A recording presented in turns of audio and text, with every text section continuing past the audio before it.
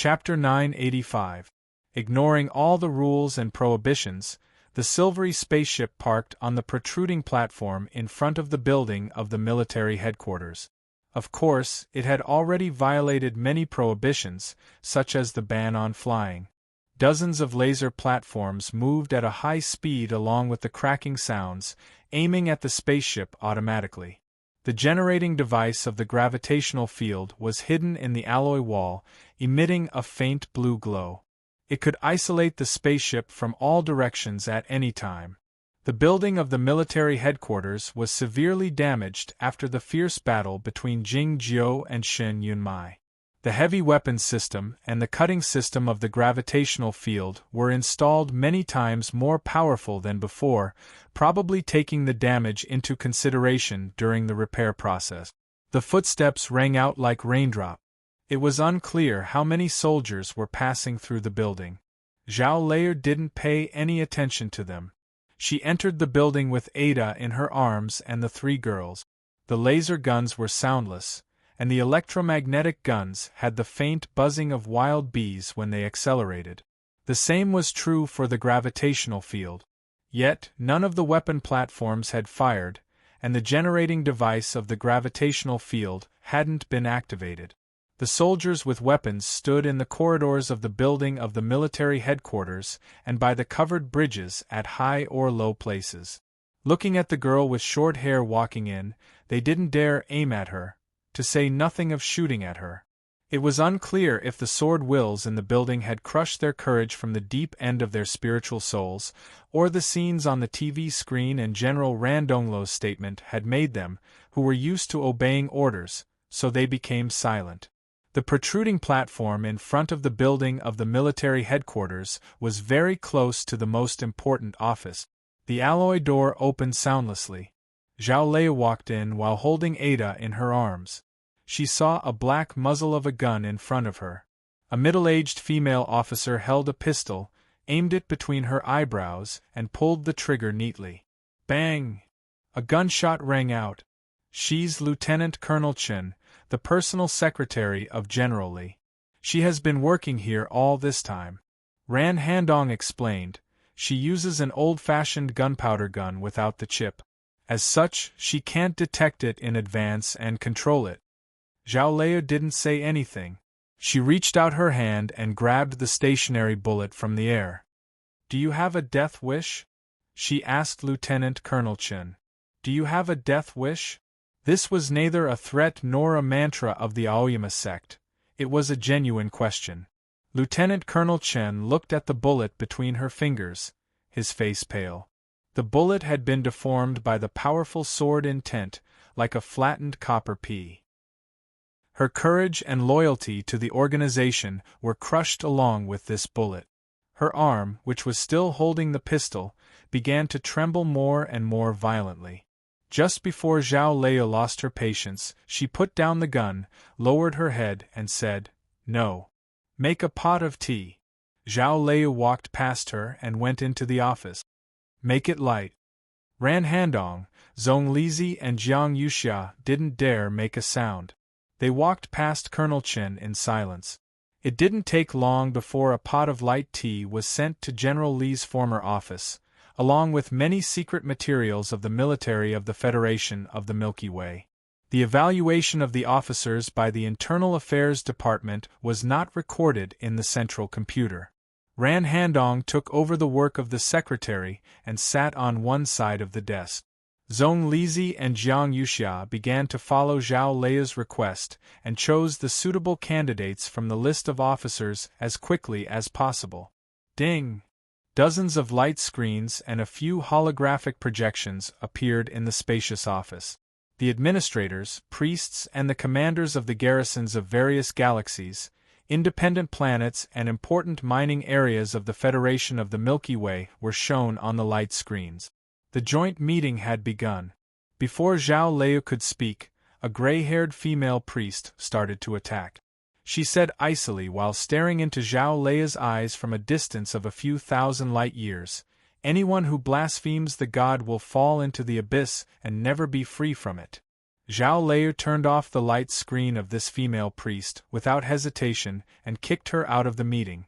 The administrator of a sector leaned forward slightly and said tersely, "I don't care who you are or why General Rand supports you. But you have to release the people in the praying hall on the main planet and the brave soldiers on those battleships immediately. Nobody deserves to be tortured by a wicked person like you." Countless populace in the Federation of the Milky Way had seen the scene by the hot spring, including these officials and priests. Ran Donglu was also on the light screen of the joint meeting. The traces of blood and battles could be vaguely seen behind him. "We're loyal to our belief. We won't surrender," said another female priest in a low voice. Zhao Lei didn't give a response. She looked at the light screen closest to her. On the light screen, she could see the green prairie and a magnificent building that looked like a pagoda. The administrators and priests of various galaxies recognized it as the famous praying hall of the Stargate. Dozens of floating cars flew up from the bottom of the cliff and landed in the square in front of the praying hall. The chief master of the Xia clan, the main preacher Tai Yang, and the others who had been imprisoned for many days walked out of the cars and looked up at the long stone steps. Along with the faint footsteps, the female priest of the Stargate walked out from the praying hall and came before the crowd. The expression in her eyes was as tranquil as usual, though she looked a bit haggard. It was evident that she had been under house arrest for many days. Looking at the light screens outside the stone steps, the female priest of the Stargate nodded slightly to greet her colleagues and the unfamiliar officials. Then, she turned to Zhao Lei and bowed slowly, saying in a calm and respectful tone, "Greetings, godly commissioner." Zhao Lei said, "I have something more important to deal with. I'll leave the rest to you." The female priest of the Stargate responded in a low voice. Seeing the scene and listening to the conversation, the priests and administrators on the light screen of the joint meeting were extremely shocked. The female priest of the Stargate had the highest status and was the most respected priest, save for the one on the main planet. Why did she show so much respect to that short-haired demon girl? And what did the godly commissioner mean? The one on the main planet used to be the executor of the will of God. But when the successor in the prophecy of God appeared, she didn't want to hand over the power due to her greed for power. She even tried to harm the new God. If you insist on standing on the opposite side, it's a blasphemy. The calm voice of the female priest of the Stargate rang out on the light screen while traveling among the planets. Zhao Lei turned off the light screen.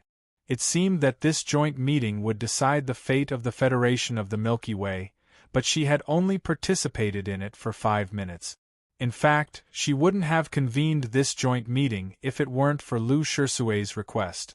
A moment ago, most of the civilian spacecrafts had returned to the nearest planets or space docks according to the order of the central computer, and they were warned not to take off again before obtaining the permission.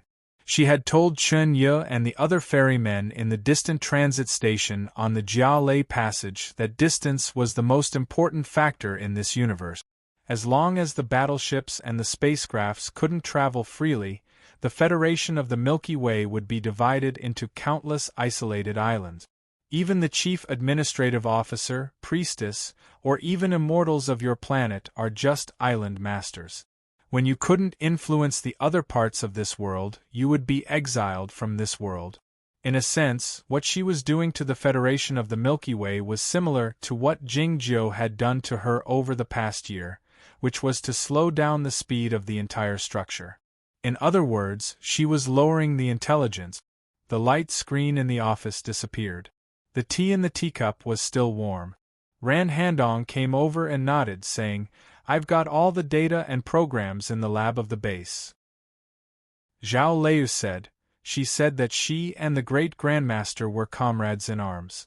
It looks like the Great Grandmaster has never trusted her completely." Ada lifted his head on her knee and meowed weakly to express his agreement. Zhong Lizi and Jiang Yuxia had also finished what they were doing. They handed in the list of names they had selected unconfidently. Zhao Lei took a sip of the tea. Hundreds of light screens the size of frames appeared in the office again. Those light screens were showing the scenes inside the battleship. It meant that hundreds of battleships had been woken up by the central computer and returned to the real world. The captains of the battleships stood in front of the light screens with different expressions on their faces, and some high-ranking officers stood behind them. You will receive the relevant information and reports. In short, you can consider this as a coup d'état. Zhao Liu set down the teacup and said to the people in the light screens, "You have 9 minutes to think about it. Surrender or die forever." It didn't take 9 minutes for the captains of the battleships to express their refusal calmly. They were all brave enough to die. Ran Handong shot a glance at Zhao Liu and knew that she didn't have the patience to deal with these affairs. She took over Zhao Liu's work and said, "I know most of you have the mental imprint, so you are not the targets." The names selected by Zhong Lizi and Jiang Yuxia were displayed on the light screens on the battleship. As the names were displayed, hundreds of battleships experienced chaos of varying degrees. Ran Handong said to the selected vice captains and high-ranking officers, "If you are willing to pledge loyalty to the new government, the experimental base will send an unmanned device here in 3 standard days to verify the relevant programs. You have to obey the orders of this woman from then on." Though she said it vaguely, everybody was aware that it was the mental imprint. "No need for that," said Zhao Lei. "All you have to do is obey the orders of the central computer." Ran Handong was taken aback a bit, thinking that she was too confident. "Do the same," said Zhao Liu as she headed for the outside of the office while holding Ada in her arms. "I'm going to take a rest." The silvery spaceship left the platform of the building of the military headquarters, broke through the atmosphere and the protective shield that was in the process of being repaired, and passed through the damaged or closed space stations. It turned into a shooting light and headed toward the permanent star. The main star was close to the center of the galaxy. One could see the bright starry sky no matter where one looked. Billions of stars were beautiful, but even if they were added together, they would not be able to provide more immortal chi than the nearby stars. It didn't take long before the silvery spaceship arrived in a region near the permanent star. Zhao Liu left the battleship and sat in the space with her legs crossed, bathing in the sunlight. She was absorbing the fairy energy in silence. Ada spread his limbs, looking like a flying blanket, hovering over her head. He opened and closed his mouth once in a while, looking like a kitten drinking milk. One of them had swept the whole planet with the all-in-one sword, and the other had broken the gravitational field. They had consumed a great deal of energy. They were extremely tired at the moment and needed a good sleep. Many things had happened in the Federation of the Milky Way while Zhao Liu and Ada slept facing the sun. Some of them surrendered and some of them cursed. Many unforeseen events had taken place on those battleships. Like many stories about the sinister nature of human nature, there was nothing so fresh that it needed to be narrated. Fortunately, Qing had controlled it well, so no real tragedy had taken place. It didn't take long for the whole situation to calm down. The populace who had been cursing on TV and on the internet were still angry, but the administrators and female priests of the various galaxies had fallen silent. The female priest of the Stargate, the main preacher of Tai Yang and the others had already set off. They took the high-speed spaceship of the military department of the University of Stargate. This spaceship had obtained the pass issued by the central computer. It would be the only human spaceship in the universe for the next 10 days. This was the most important coup since the recovery of the human civilization, and it was also the fastest one. It was because the initiator of the coup had obtained control of the central computer and found some loopholes to bypass the rules. Another important reason was that the initiator of this coup, Zhao Liu, didn't intend to rule the world. Yet, everybody was aware that it was not over yet. The most important battle in this war that could affect the fate of the human race hadn't taken place yet. Along with the violent wind, The silvery spaceship flew back to the main planet from the other side of the sun and landed on the platform of the building of the military headquarters. Zhao Leia walked out while holding Ada in her arms. The edges of her clothes were a bit burned, and so was the cat hair on Ada's body. They looked a bit embarrassed. It seemed that the travelers in the holy temple of the wind Snow Mountain were too fond of the warmth of the bonfire. Yet, no hint of tiredness could be seen on her face. She was full of energy and had a fairy aura, her eyes black and white clearly visible. Ada was also looking around in her bosom, feeling proud of himself. He rubbed his head against Zhao Leia's bosom, looking quite naughty. After coming to the office, she took the tea handed to her by Colonel Chen and had a sip. The temperature of the tea was just right and it was mild enough. She went to the priest manor to pick up her teacher, and Jiang Yuxiao went to pick up her uncle, but neither of them were here. There must be a reason for the coincidences in the world. They don't dare see you, said Ran Handong embarrassedly. We didn't accomplish the task, so we only took 40,000 battleships. Even with the help of the central computer and some influential figures in the military, it was still impossible to take over the 3 major fleets in such a short time. Moreover, neither Lu Shisui nor Qing wanted to see too many casualties. It's enough, said Zhao Lei. The battleships like the Scorching Sun battleship couldn't even be ranked among the 3 major fleets. Each of the super battleships could deal with a planet. 40,000 battleships were enough to sweep across the universe, not to mention destroying the planetary defense system on the ancestral planet. Zhao Lei set down the teacup and looked at the book on the desk. The book was about the path toward the sky. Generally happened to see the wind blowing over Aoyama when he reread the book, and it came as he wished. He couldn't go back to his office now. As such, the book stayed on that page forever. The paperweight on the book was not a regular one, but an ornament made of 2 blue gems, looking like the wings of a butterfly. Seeing the scene, Ran Handong felt sentimental. Sitting on General Li's chair, Zhao Lei caressed the white cat gently, destroying everything that the blue butterfly represented without batting an eyelid. She looked like a queen. Zhao Lei brought the blue ornament to the side and closed the book, saying, "Let's go." Boom! The building of the military headquarters quaked. A great deal of smoke and dust came out from the underground parking lot and the cracks, but they were soon sucked away by the equipment. The strong wind whistled again. The blue high-temperature flame melted everything in the underground parking lot and sent it to the heat collecting and distributing station in the suburbs dozens of kilometers away through the energy recovery system. It was enough to supply the residents of Capital City with energy for a few years. The white cloud fell down from the window at a high speed. The building left the ground and turned into a huge battleship, heading toward the outside of the atmosphere. The shocked populace came to the streets and looked up at the sky together with the soldiers and policemen who were responsible for maintaining order. Everybody was stunned speechless.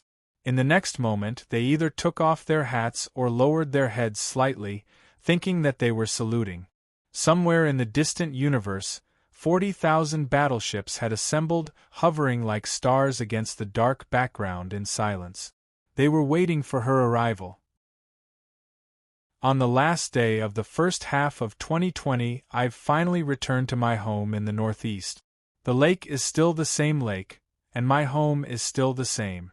It's just that it's a bit quieter than before, and the cat doesn't come to greet me anymore.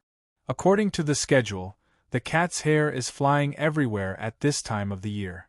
I can't see it anymore. I'll hug Ada in the book more often in the future. Chapter 986. The black battleship silently moved forward in space. The people inside did not know that at this moment, in various parts of the universe, many battleships had also become coffins. Of course, those coffin-like warships did not have a huge black tomb guard dog on them. It had taken the black battleship many days to sail from Chaotian to here. In order to save time, the black battleship had taken the risk of accelerating the gravitational pull of the permanent star twice, and used the time window to let Yuan Chu, Su Zai and the others absorbed more fairy energy. In addition to the fairy energy, they had also absorbed more knowledge through the intensive classes organized by Shen Yunmai. The forced learning method of the human-brain interaction system was a bit monotonous, and as Peng Lang said, it was not deep enough. Now, not only did they know the anti-addiction system of the game, the level of the tickets to the vacation planet, and the classification of neurological drugs, but they also knew that the big shots were not necessarily strong men in the reaching heaven state. They could also be university physics students. Yuan Chu and the others were still not used to this new world. After all, they had just ascended and entered this coffin warship, which was isolated from the rest of the world. They did not have the chance to really come into contact with that world. It was like a country bumpkin who was locked in a university library when they first entered the city. Even if they learned how to take the subway and the elevator automatically opened, it did not mean that they could really integrate into the city life. As a result, both the thick-skinned Jing Jiu and the hard-hearted Su Zai were at a loss of what to do. It seemed that they were quite restless. Of course, the real source of this unease was because of the purpose of their trip. Assassinate the Patriarch of Aoyama. This was too exciting. Shen Yunmai had been observing these guys coldly, especially Peng Lang. Jing Jiu had once told him that Peng Lang was more talented than him. Of course, he was not convinced. However, after observing Peng Lang for the past few days, he realized that Peng Lang was very obedient and even a little dull. It did feel a little unfathomable. After today's study class was over, Peng Lang began to review the questions with a pen in his hand. Yuan Chu and Yushan looked at the sceneries of various planets on the computer screen, laughing from time to time. Su Zai was talking to Tong Yen about something, which seemed to be related to Hejan. Cain Yang walked to the front of the robot, raised her head and asked, "Are you sure that nobody knows about this surprise attack plan?" Shen Yunmai said, "Unless the one without eyebrows betrays us again." In the story of Chao Tian, Tong Yen jumped sideways many times. Hearing this, Tong Yen turned around and shot him a glance. Su Zai took the opportunity to give her a thumbs up, expressing his approval. Shen Yunmai said, "Don't give me the thumbs up. It reminds me of Enxing, that boring guy." Cain Yang was slightly taken aback and said, "I think I've heard this name somewhere." Peng Lang put down the paper and pen in his hand and looked at Shen Yunmai. He sat down obediently like a child who was about to listen to a story. "That's right, I told you last time. This is the founding Grandmaster of your No Mercy sect. In a sense, he can be considered the disciple of my old man," Shen Yunmai said. "He has a good talent in the sword work, and his temperament is not too twisted, but he is a bit stubborn." Cain Yang said, "You said the other day that the number of the immortals of the previous generation who had ascended was more than what was recorded in the books. Even if nobody knows about this surprise attack plan, can the few of us defeat so many immortals of the previous generation?" Shen Yunmai said, "The ancestral planet is a forbidden place. Even I can't get close to it without permission. How could those guys be there?" Tong Yen was aware of what Cain Yang was thinking about, saying, "I'll ask him to list out the combat strength list." Shen Yunmai sneered, "I'll remind you that I'm the chief commander." Tong Yen said calmly, "I'll remind you that you can't defeat anybody right now." Shen Yunmai said, "I'll remind you that I can destroy this battleship." Tong Yen said, "I'll remind you that you're the one who wants to kill Shen Aoyama the most." As Shen Yunmai was about to say something, Cain Yang interrupted him politely, "I'll remind you that we don't have much time left." Shen Yunmai's version of the combat strength list of the ascendants of Chao Tian appeared in everybody's hands. Peng Lang skimmed through the list briefly and began to read the life experiences of the great Grandmaster, the admiration on his face growing stronger. Su Zai had cultivated for hundreds of years, and the corpse poison was almost completely removed from his body. The color on his face had grown lighter, but as he read the combat strength list, he found that the color on his face grew darker, resembling the wilted leaves in the midsummer, It was an unhealthy dark green color. Yuan Chu and Yushan whispered to each other while looking at the combat strength list, as if they were still looking at the scenery of a scenic spot. They were here for sightseeing anyway. Cain Yang was the only one who looked at the list calmly and earnestly, and she would communicate with Shen Yunmai once in a while. The Dongyi Daoist sect has always said that one of their ancestors had an ascendant. Is it true? Qing Shuang has a high cultivation state and an eccentric magic method. He's good at attacking the spiritual awareness. It's a bit troublesome to deal with him. He's indeed the grandmaster of the Zen sections. The great compassion monk's fighting prowess is only inferior to that of the great grandmaster. Xingju is good at studying, but he doesn't know how to fight. Is the immortal Wen the rumored one who killed Nanning with a sword? That's right. Yeah. Fairy, he was my idol when I was little. Does she really like wearing purple dresses? Yes. She looks like an eggplant. I'm afraid the ancestral master of Punglai Island is almost 20,000 years old. It's only been a few hundred years since he ascended. We can't count it like that. Didn't the stone man of Mount Shen Wu have several fingers chopped off by the master's sword? Why is his ranking so high? Tong Yen chimed in. Chenya is indeed very difficult to deal with. Think about the stone turtle on Tianguang Peak. Only the sword of the immortal Jingyang can break through its defense. Unless we can find a suitable weapon, such as miniaturizing the plasma cannon. Cain Yang asked, why aren't there any records about these two black-robed demon immortals in the classics? Gu Zhua and Gu Yu are a pair of twin brothers. Their cultivation methods are a bit strange. I've seen them many times since I was little, but I still can't tell them apart. One is happy and the other is sad. It should be a foreshadowing left by the old man. It might be related to the mutual circulation of the spiritual souls. Be careful. It might also be related to the mutual illumination of yin and yang. If they join hands to form a formation of heaven and earth, I'm afraid it'll be very difficult to deal with them. The nuclear bombs should be able to disturb the energy of yin and yang. Su Zai's gloomy voice interrupted the discussion that sounded both academic and casual. 31 immortals of the previous generations are either grandmasters or peerless geniuses. How the hell can we defeat them? Pring Lang nodded, thinking that he couldn't defeat so many seniors, and he didn't even want to fight his mother-in-law.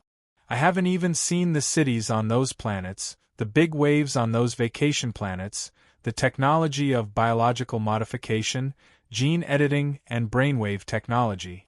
Won't it be too much of a loss if I die like this? Su Zai was from the mysterious dark sect, so he was naturally interested in those things.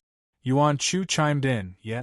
We haven't even seen them, but we are going to deceive our masters and ancestors and seek refuge in death. Isn't it too much? Shin Yunmai snapped. Just look at the papers and the pictures. Why are you asking for so much? If I didn't risk my life to cheer you on, how could you two ascend with your current level? How many years do you have to endure? You'll die of exhaustion. There are enough fairy books in Chaotian to make up for the loss of spiritual energy after ascension. This is the reason why ascension is so easy, Su Zai said with a sneer. Even without you, do you really think I can't come out? Shin Yunmai's voice was full of mockery as he said, you should go back as soon as possible. Why do you want to board my battleship shamelessly? Go back. The battleship was traveling in the spacious and empty space according to the calculated route map, far away from any celestial bodies. If he got off the battleship at the moment, he would drift around endlessly and become a dried corpse after the fairy energy evaporated. Su Zai didn't agree to it. However, if he didn't agree to it, he wouldn't be able to out-talk Shin Yunmai. If he couldn't out-talk Shin Yunmai, he would have to fight him with his fists clenched. Yushan was worried that the two of them would quarrel, so he pushed Yuan Chu away hastily and changed the topic. As a matter of fact, Senior Master Jing Jiu and the Immortal Tan left behind the fairy books, and so did the fairy lady Byron. But why didn't it happen before? If the ferrymen had spent some time absorbing the fairy energy after ascension and tempered them into the fairy books and tossed them back to Chaotian to make up for the energy of heaven and earth they had taken away, the barrier between Chaotian and the real universe wouldn't have been broken, and more ascendants would have appeared in the cultivation circle, which would have helped the humans in the war against the sea of dark matter. The reason was not complicated, but why didn't the predecessors do it? Shin Yunmai knew some of the reasons, saying, "The old man and those guys didn't dare act recklessly. What if they tempered the fairy books and tossed them back to Chaotian, releasing the energy of heaven and earth that could be accommodated in that world and breaking the barrier of the space?" Yuan Chu caught the error in his wording and said, "Oh, you mean my senior master and the immortal Tan are acting recklessly?" Shin Yunmai sneered and said, "It's because Jing Jiu and that person surnamed Tan could observe the situation in Chaotian after their ascension. That's why they dared make the fairy books and toss them back. I think the person named Bai Ren did the same thing." Tong Yen suddenly said, "The immortal Jingyang doesn't know the secret method of our Cloud Dream Mountain. It's his own method to look back at the old place." Yushan was still puzzled, asking, "The Zhongzhou school also has some seniors who have ascended. Why didn't the Grandmaster ask them to help check it out?" Shin Yunmai sighed while looking at her, saying, "What a naive child." Su Zai and Yuan Chu fixed their gazes on Tong Yen. Even Peng Lang lifted his head to glance at her. The fairy ladies of the Zhongzhou school had all died in this patch of the universe. Yushan thought it through, feeling a bit chilly. He didn't want Tong Yen to think about it, so he changed the topic again, asking, "Since the fairy lady, Bai Ren, could use the fairy books to solve the problem of the loss of the energy of heaven and earth, why did she sneak attack Senior Master Jingjiu?" Shin Yunmai maneuvered the robot to raise its right arm and point it at Tong Yen, saying, "You have to ask him." Tong Yen said, "My senior master saw the endless void after her ascension and sensed the existence of the sea of dark matter, so she didn't dare travel far. It's probably because she didn't want other ascendants to attract the attention of the heavenly demons of the outside world and bring a catastrophe to Chaotian. Those fairy books are her gifts to her descendants, and have nothing to do with anything else." Bai Ren had left 6 fairy books, all of which were on Cloud Dream Mountain. This was different from the way Jing Jiu, the immortal Tan and Jian Shilai left their fairy books after their ascension. Judging from this, Tong Yan's evaluation of her senior master should be objective and correct. According to the stories I've heard since my childhood and the study of that book, the spiritual energy of heaven and earth in Chaotian is indeed decreasing, but it's not in the barren period yet. Jingjiu's method is a bit risky. What if something goes wrong? Shin Yunmai raised the arms of the robot and sighed while looking up at the sky. Yuan Chu said, "The fact proves that Senior Master is always right." Shin Yunmai pulled back his arms and said, "That's why I like him." Yushan blinked a few times to make sure that he didn't hear it wrong. Shin Yunmai continued, "Why doesn't the old man dare take the risk and forbid anyone from disturbing Chaotian? It's because the old man has the strength and willpower, but he doesn't have the confidence. In fact, he's an out-and-out pessimist." Yushan asked curiously, "What is it that the Grandmaster doesn't have the confidence to do?" Shin Yunmai said expressionlessly, "No matter how well the Federation of the Milky Way develops and how powerful the human civilization is, it's merely at the level of the distant ancient civilization. Even if he ignited those permanent stars with the all-in-one, it would be tasteless and repetitive. He thinks that he's the one chosen by God. Even God hasn't solved the problem of the sea of dark matter. How can he do it?" Yuan Chu said in surprise, "I thought the Grandmaster was confident enough to force Senior Master to do so." Shin Yunmai sneered, "Confident? If he could surrender, he would have done so a long time ago. The problem is that he knows it's meaningless to surrender, but he can't abandon the sacred responsibility. As a result, he feels more and more miserable and becomes more and more abnormal. His evaluation of his father was even more vicious than Tong Yan's evaluation of the fairy lady Byron. Tong Yan shot him a glance. Thinking of what Zhao Leo had told Ran Handong and Jing Jiu about the young woman in the bathrobe, she realized that the pessimism was hereditary. It's because he doesn't have the confidence in himself and the Federation of the Milky Way that he forbids any attempt to open up Chaotian. If the humans are destined to perish, they have to leave a place to preserve some hope, like what God did back then. Shen Yunmai gave his conclusion in the end. He said to Yushan, "Do you find it boring? Get over it. There's no logic in the universe, and there's no point in existing. We're just messing around." Su Zai said expressionlessly, "If so, why are we still going to the ancestral planet? I don't want to fight 30 immortals. How many times have I told you? No one knows that we are going to the ancestral star. None of us will meet him." Shen Yunmai was a little annoyed and said, "It's just bullying an old man fishing by the seaside. What's there to be afraid of?" Jing Jiu didn't know that a space crack had appeared in the Heavenly Fire industrial base, that the Sea of Dark Matter had invaded the Moongazer planet, that 9 black suns had appeared in the human sky, and that the Snow Girl and Jing Jiu had shown up. And they didn't know that the era of the Federation of the Milky Way had changed. The black warship continued toward the homeworld like a lone and fearless assassin. One day, the dead dog narrowed his eyes while squatting on the battleship. In the distant depths of the universe, there was an extremely small white spot of light. For some reason, it felt a little dazzling. The protective board of the battleship opened slowly, exposing a hole on one side. The hole was made by Tong Yen. He didn't take a look at the space outside the hole, as he was focused on searching for the signal. This place was the forbidden land of the Federation of the Milky Way and the black spot in the charter. To say nothing of the auxiliary network, it didn't even have a specific signal generator, so it was not easy to get in touch with Zhao Lei. Yuan Chu, Su Zai and the others came to the hole on the battleship and looked at the small light spot in the distance, feeling a bit excited. Peng Lang stood on his tiptoes behind them, a curious expression on his face. They all looked like tourists who had finally seen the gate of the scenic spot after sitting for more than 10 hours. The huge robot leaned against the alloy wall at the entrance of the hole in a casual posture, looking like a ticketing clerk who was dazzled by the sun, but he blocked a large part of the gate leading to the scenic spot. "That place is the rumored solar system. Why is it called the solar system?"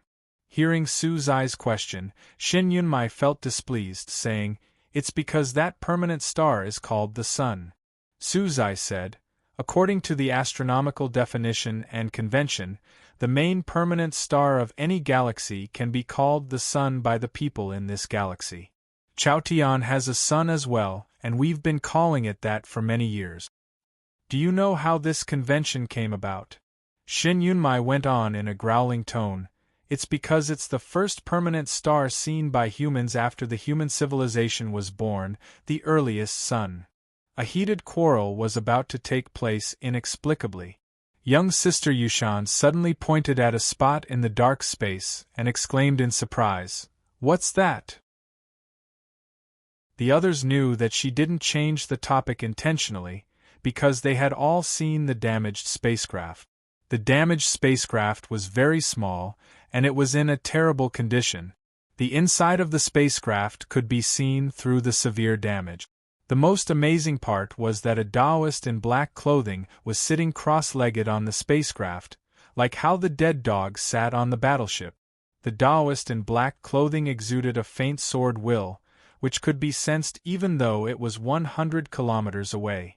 Sensing it for a moment, one could tell that his cultivation state was much higher than that of Yuan Chu and Yushan, and much stronger than that of Su Zai. A dozen people were sitting on the damaged spacecraft. The person in the front was tall and sturdy, looking like a rock, giving off a feeling that he was indestructible. The rest of them had different but equally powerful energies.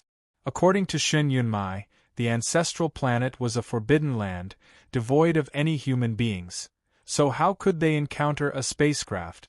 The universe was so vast, but why did the spacecraft encounter them from a distance of 100 kilometers? It was no different from a head-on collision on the scale of the universe. More importantly, how could the people on the spacecraft be so powerful? Everybody, including Peng Lang, was stunned. Even the dead dog showed a hint of surprise in his eyes. How could the people they encountered in this place called the Federation of the Milky Way be so powerful? What was the point of this? Didn't they say that this place was not the fairy world? Didn't you say that nobody was here? Su Zai asked in a low voice. Xin Yunmai coughed twice. It was because he didn't have a body, so his voice sounded a bit weird, which was quite embarrassing. They are the fairy men.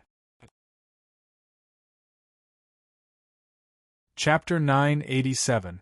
A few days ago, all the battleships in the universe were locked up, turning into coffins hovering in the space. Chen Ye and the other 5 immortals came to the broken hole of the transit station and looked at the battleships in the distance, remaining silent for a long time. The words left by Zhao Leo before the communication was cut off were still echoing in their minds. The most important issue in this world was distance. After they ascended and left Chaotian, they were led by the Grandmaster and General Li to this new interstellar civilization. The whole process was smooth, and the transition was quite natural. They had never thought of such an issue. Relying on the quantum long-distance communication system, Chenya contacted those colleagues who were heading toward the Jialei Passage but were forced to stay in the same place, ascertaining their safety and location. "What should we do now?" asked the Devil Immortal in Black, Guzhua, icily. "Should we just wait here?" Another Devil Immortal in Black, Guzhua's elder brother, retorted expressionlessly, "Should we wait for death?" Chenya said expressionlessly, "They can't control the battleships to fight yet. We still have a chance. But the main planet is so far away from here. How can we kill her?" asked another immortal. "As I said, Jing Jiu and the Snow Girl are going to the ancestral planet, and those people are going to harm the Grandmaster. So we have to go there as well." Chen Yu's thinking was always simple, so the conclusion he came up with was closer to the truth. Guzhua sneered, "We don't have a battleship. How can we go there? If we can't use the Twisted Passage, how many years will it take for us to fly for tens of thousands of light years? We will die while flying, and then drift to the ancestral planet in the form of a corpse? Is this what you call the soul returning to the hometown? The immortals who could ascend must have achieved some attainments in the Tao.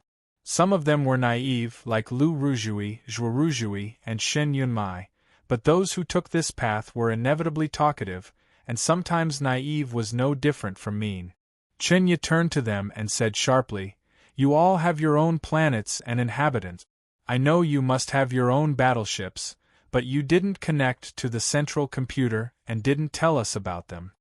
The expressions on the faces of the few immortals didn't change, but they were actually a bit embarrassed because the truth had been revealed. One of the immortals coughed twice and said, "The great Grandmaster told us not to affect the progress of the civilization of the Federation of the Milky Way.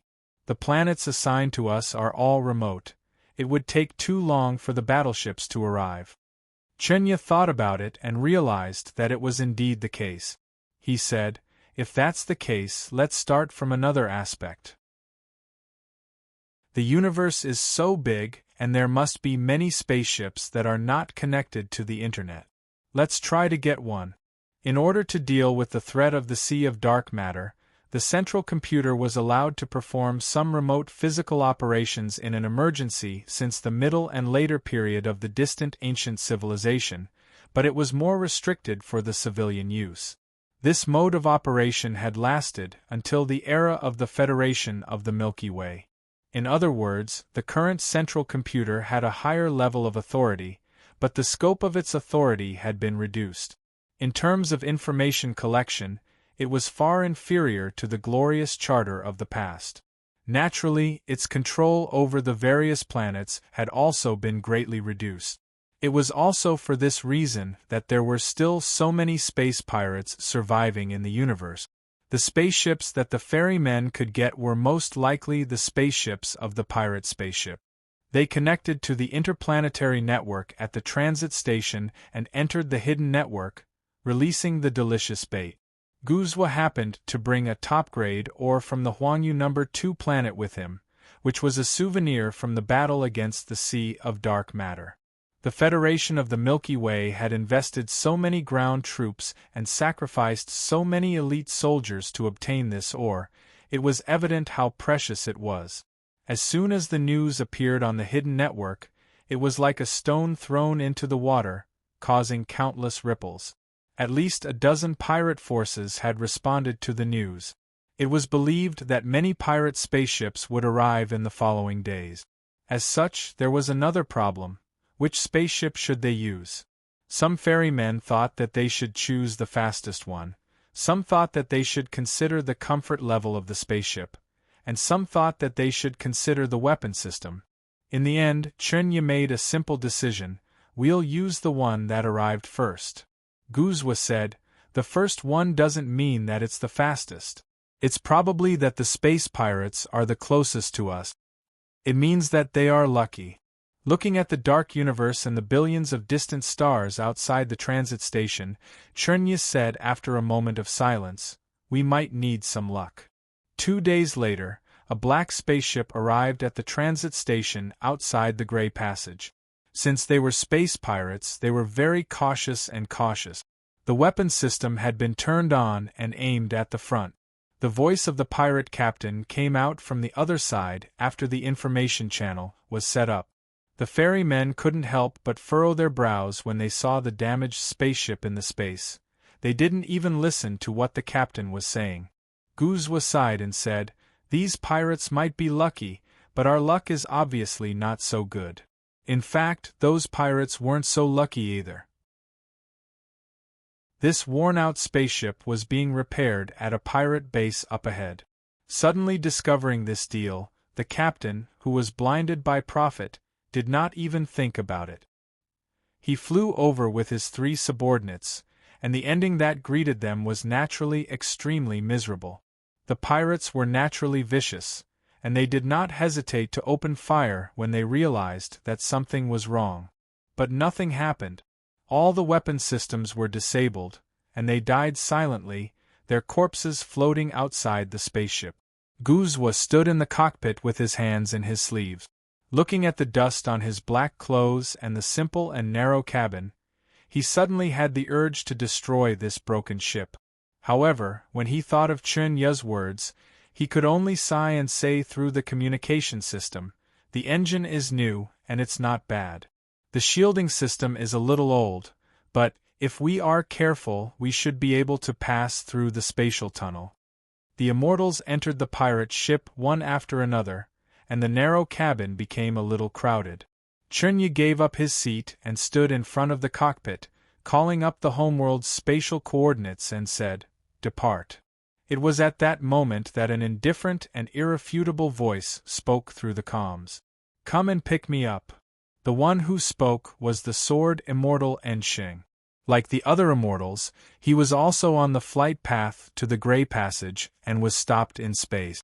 Chunya looked at his position and confirmed that there was no need to take a long detour. Wait. It did not take long before more voices spoke through the comms. The immortals who knew that they had obtained a pirate ship all requested to pick them up like Enshing. Guzwa looked at Chunya and said a few words without saying a word. What he meant was that the pirate ship was so small, how could they fit inside? Hence, the tattered pirate ship began the immortals' journey to rescue the homeworld. Under normal circumstances, it was fine. The pirate ship's new engine was quite powerful, and it was very fast. However, when passing through the warped void, it was really a little scary, especially for Guzwa. His demonic eyes were filled with worry and pessimism. Fortunately, there were no sudden accidents, although they did pick up a few more immortals along the way. Chunya ignored Guzwa's worry. Since they were certain that they would not be delayed, it was best to bring a few more companions. As for the pirate ship's small size, they could just squeeze a little. They could float in the air anyway and make full use of space. The first person to be picked up by the pirate ship was Sword Immortal Enching. He didn't expect the pirate ship to be so shabby and small.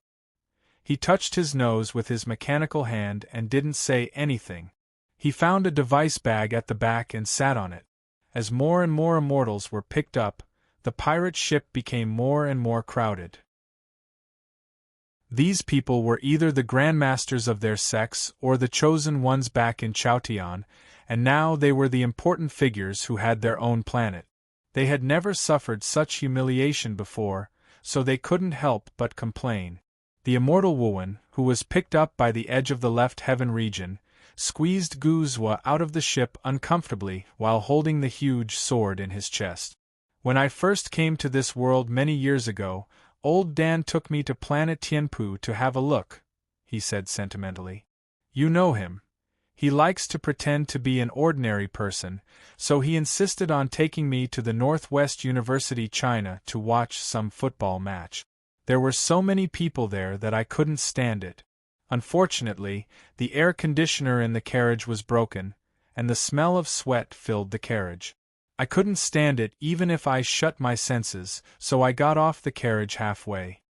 He suddenly asked, speaking of which, what is old Dan doing now? I haven't seen him for many years. Chernye and the two devil immortals in black didn't respond. Enching suddenly opened his eyes and shot a glance at the back of Chenye's neck. The gazes of a few other immortals fell on Chenye as well. It suddenly became quiet on the pirate ship. The immortal Wuwen shrugged his shoulders, feeling bored, and said, "It's even more crowded than that carriage. Fortunately, you people don't sweat." Nobody responded to him. The atmosphere in the cabin grew a bit depressing. Such a plot was common in many stories. Many companions who were scattered all over the place would gather together again for a very important mission. This kind of plot was popular and even regarded as a classic, but it was because the purpose was clear and everyone had a firm will. These immortals were emperors, kings, and even gods on their own planets, but they were merely passengers on this pirate ship. This tattered pirate ship was heading toward the future of the humans. They couldn't control the direction, and they had no idea what the destination would be. The immortal Qi Song is dead, General Li is dead, that junior Jian Shilai is dead, and the Grandmaster Great Compassion is possessed by the devil. Guzwa pushed the immortal Wuwen back into the cabin and looked at the sleeve of his black cloth intently. No matter what, we're all from Chaotian, but so many of us have killed each other in a few short years. Is it worth it? He said as if he were talking to himself.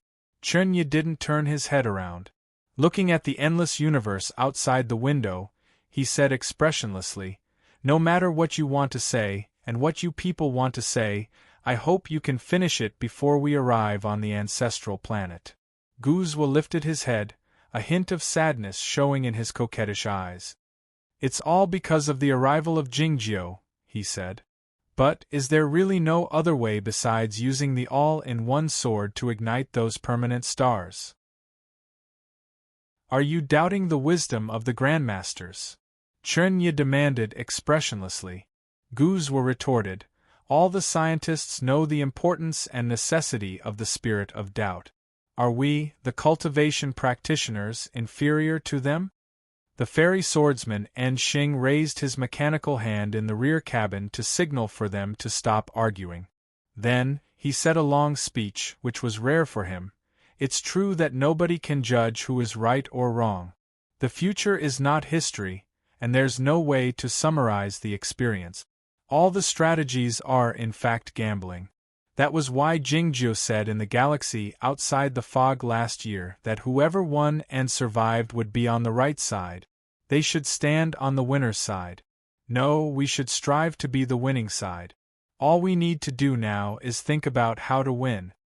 An old fairy man with white hair, wearing a colorful cloth, sat in the most comfortable chair in the front passenger seat after he boarded the pirate ship.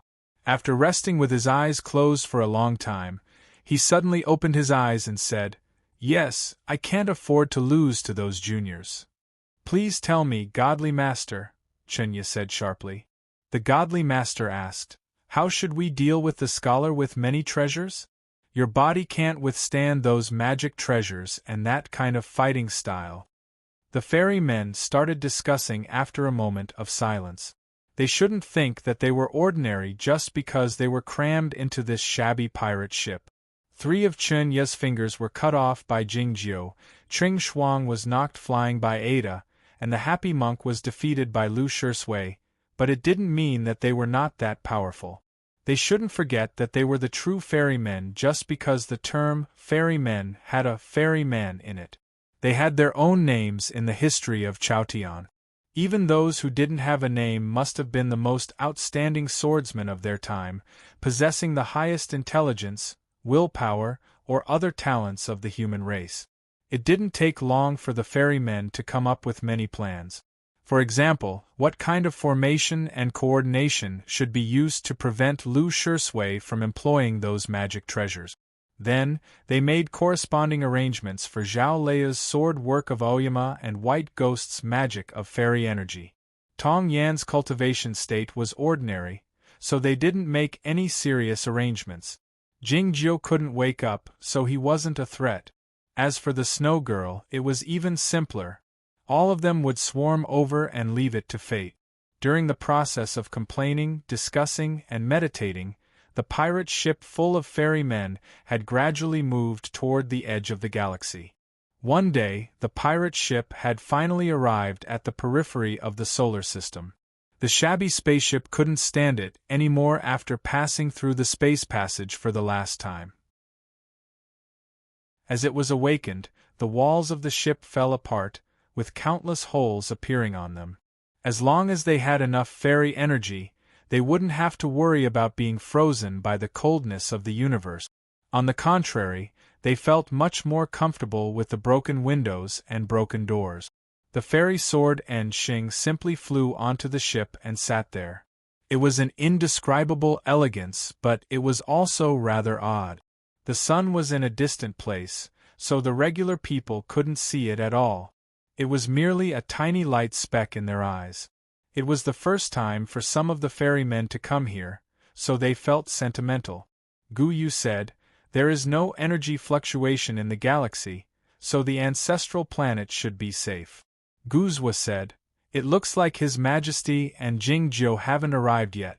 "Well, what a big dog." The ferrymen on the pirate ship looked at a spot hundreds of kilometers away. There was a black warship there.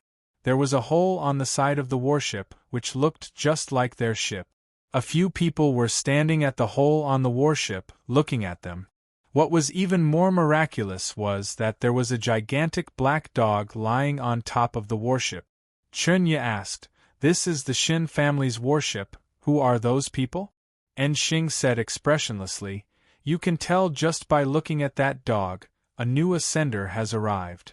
The first Master God Striker looked at the hole on the wall and said in surprise, "Can such a thing be done in bulk?"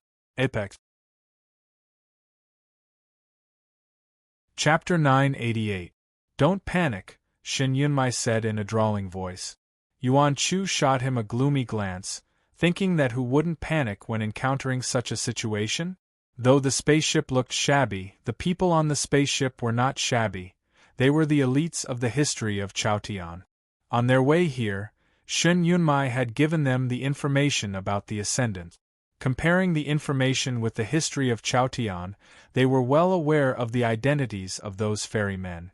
They were either the grandmasters of some sect or the unparalleled talents in the world. Shin Yunmai said comfortingly, "Don't worry. They can't defeat me." When he was the chief advisor of the military, he was indeed unrivaled in the universe, until he encountered Jingjiu. The problem was that he was only left with a head and a huge and cumbersome mechanical body. How could he be a match for those immortals? "Is that fairy lady in purple the fairy maiden he?" Yushan asked admiringly while cupping his hands in front of him. The fairy maiden, he was the daughter of the Tian family in Chaotian 10,000 years ago. She had ascended one day and was the idol of many female cultivation practitioners, as well as one of Yushan's idols. Yet, Why did the spaceship of those ferrymen of the previous generations look so shabby and in such a sorry state? What had happened to them? Standing behind them, Peng Lang stood on tiptoe and looked at the Taoist in black on the shabby spaceship. He figured out the identity of the other party. He tidied up his clothes hastily and was about to bow to the ground. All of a sudden, two surprised screams burst out from the broken hole on the battleship.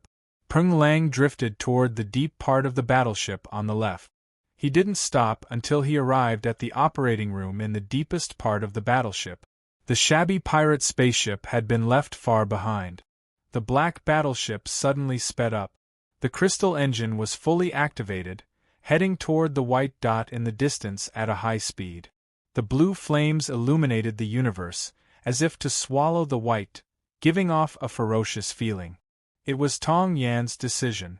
It was not because they were afraid of the ferrymen on the pirate spaceship that they wanted to flee. They had to enter the solar system before those ferrymen, land on the ancestral planet, and kill the Grandmaster of Aoyama. As long as the Grandmaster of Aoyama was killed, Jingjiu would be able to wake up and gain true freedom. In that case, the difference in strength between the two sides would be completely reversed. Peng Lang flew back to the front of the warship and looked at Tong Yan, who was focused on the route. He wanted to say something, but in the end, he just sighed. The shipboard computer was in charge of the calculation of the ship route, and Tong Yan was in charge of the operation. Shen Yunmai, the self-appointed general commander, actually had nothing to do. He pointed at the light beam and introduced to the others, "This place is called the Kuiper Belt. In a narrow sense, the edge of the solar system is here." Before he finished speaking, the warship suddenly shook violently and began to decelerate rapidly. As soon as the shrill alarm sounded, it was turned off. Tong Yen said, "Coming?" Yuan Chu and the others looked back and saw that the tattered pirate ship had actually followed them. What was going on? Yushan's expression changed slightly as he said with a trembling voice, "Immortals pouncing on butterflies?"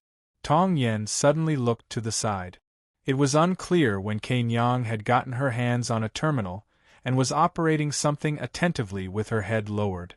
The black warship suddenly accelerated toward the solar system. Chen Yu was slow to react, but some people understood what he meant in an instant. The purple-clothed immortal nun snorted coldly and stood at the forefront of the pirate ship, pointing forward with her right hand. Her eyes were closed, and her face looked a bit pale, her eyelashes fluttering. A shapeless energy came out from the tip of her finger and dissipated in the void. Then it reappeared several thousand miles away. The energy weaved into a net and enveloped the black warship. It was for this reason that the black warship suddenly decelerated. The scene looked like a butterfly pouncing on butterflies, but it was more like a trap for a horse. The black warship seemed to be pulling the tattered pirate ship along, so it was impossible for it to pull away.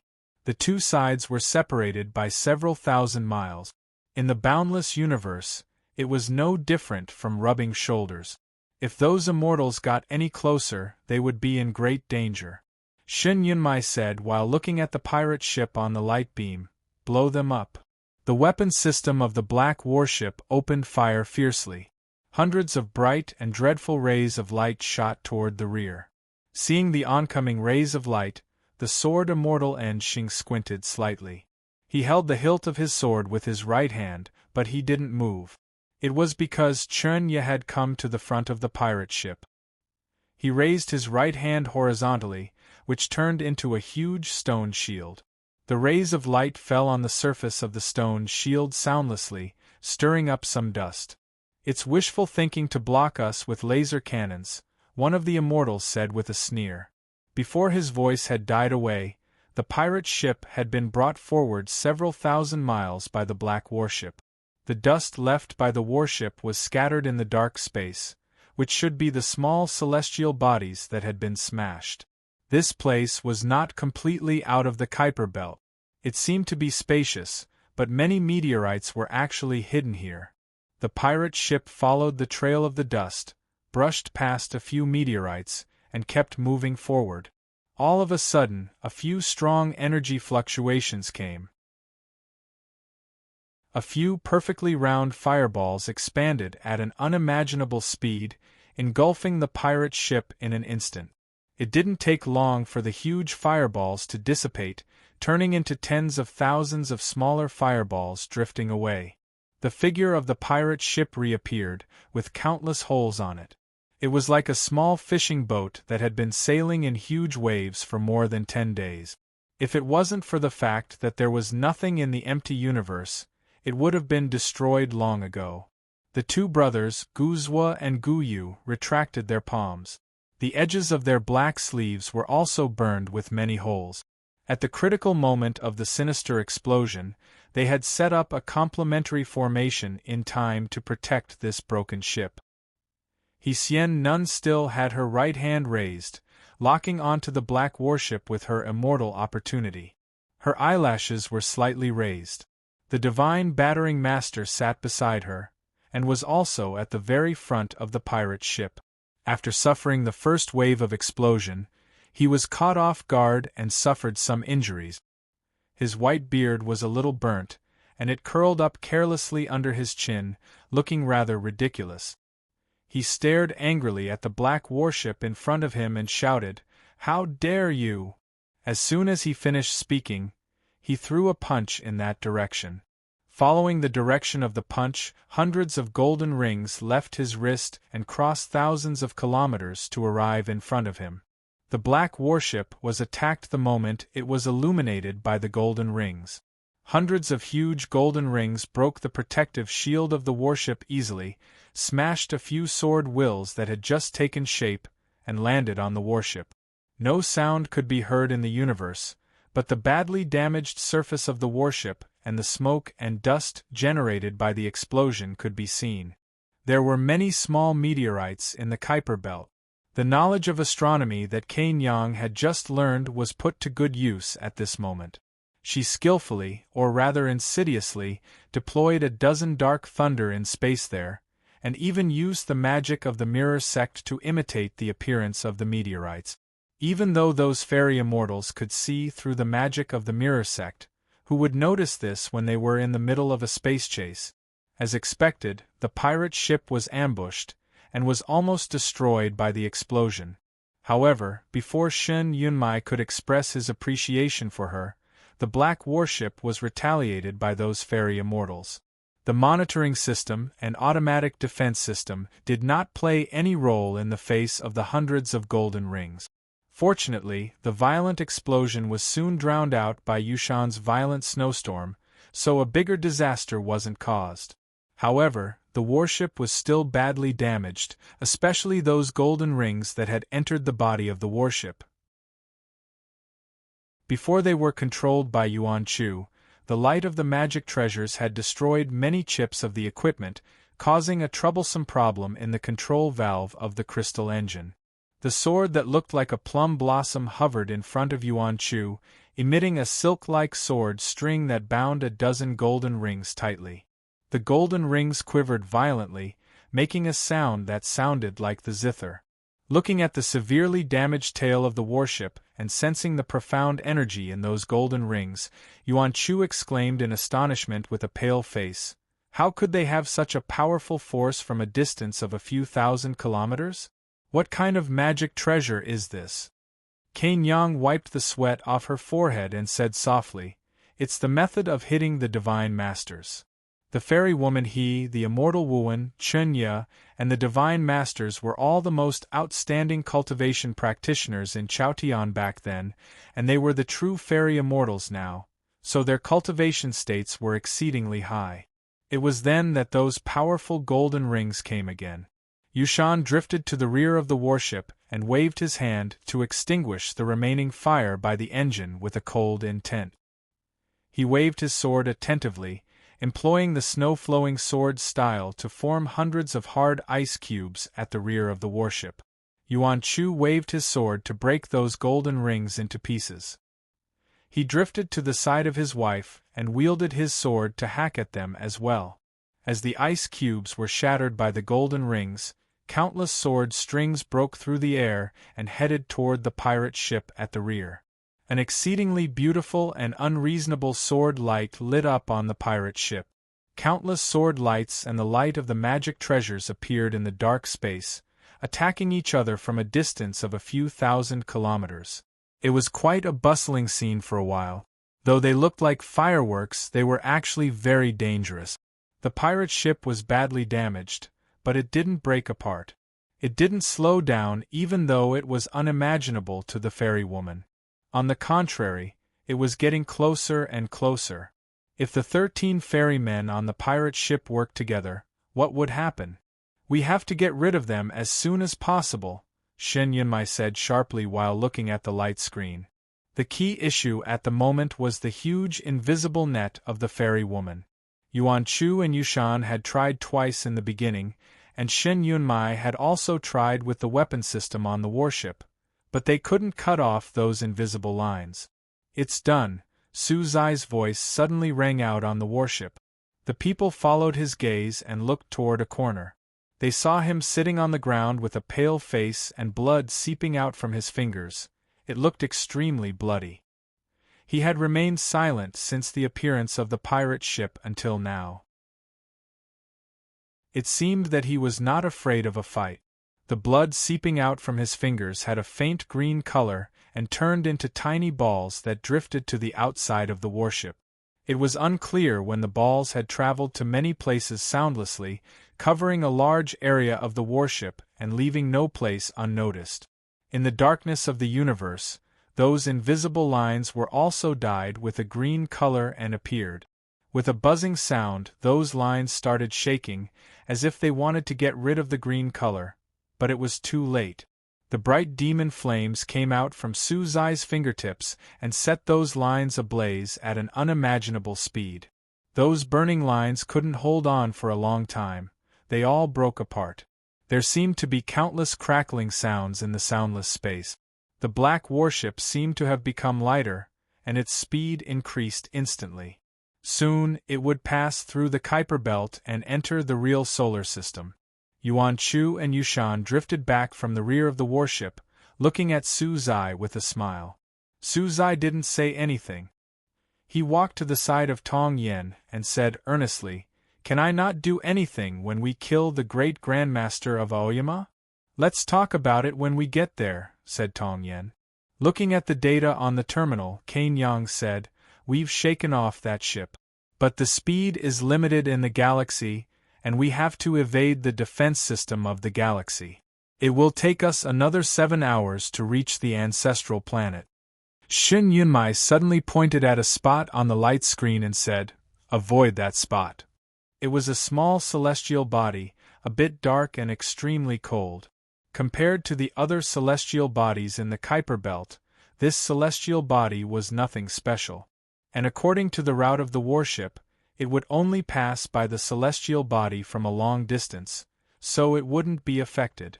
The human civilization was a bit underdeveloped in the early days, so they regarded it as a large planet, and it was later removed from the list, Shen Yunmai explained. And its name is not good either because it has something to do with the underworld. It's not very auspicious.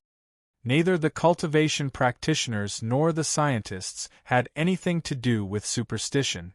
Yet, as the two paths reached the end, they would inevitably encounter some mysterious and unexplainable fields, and the taboo would naturally come into being.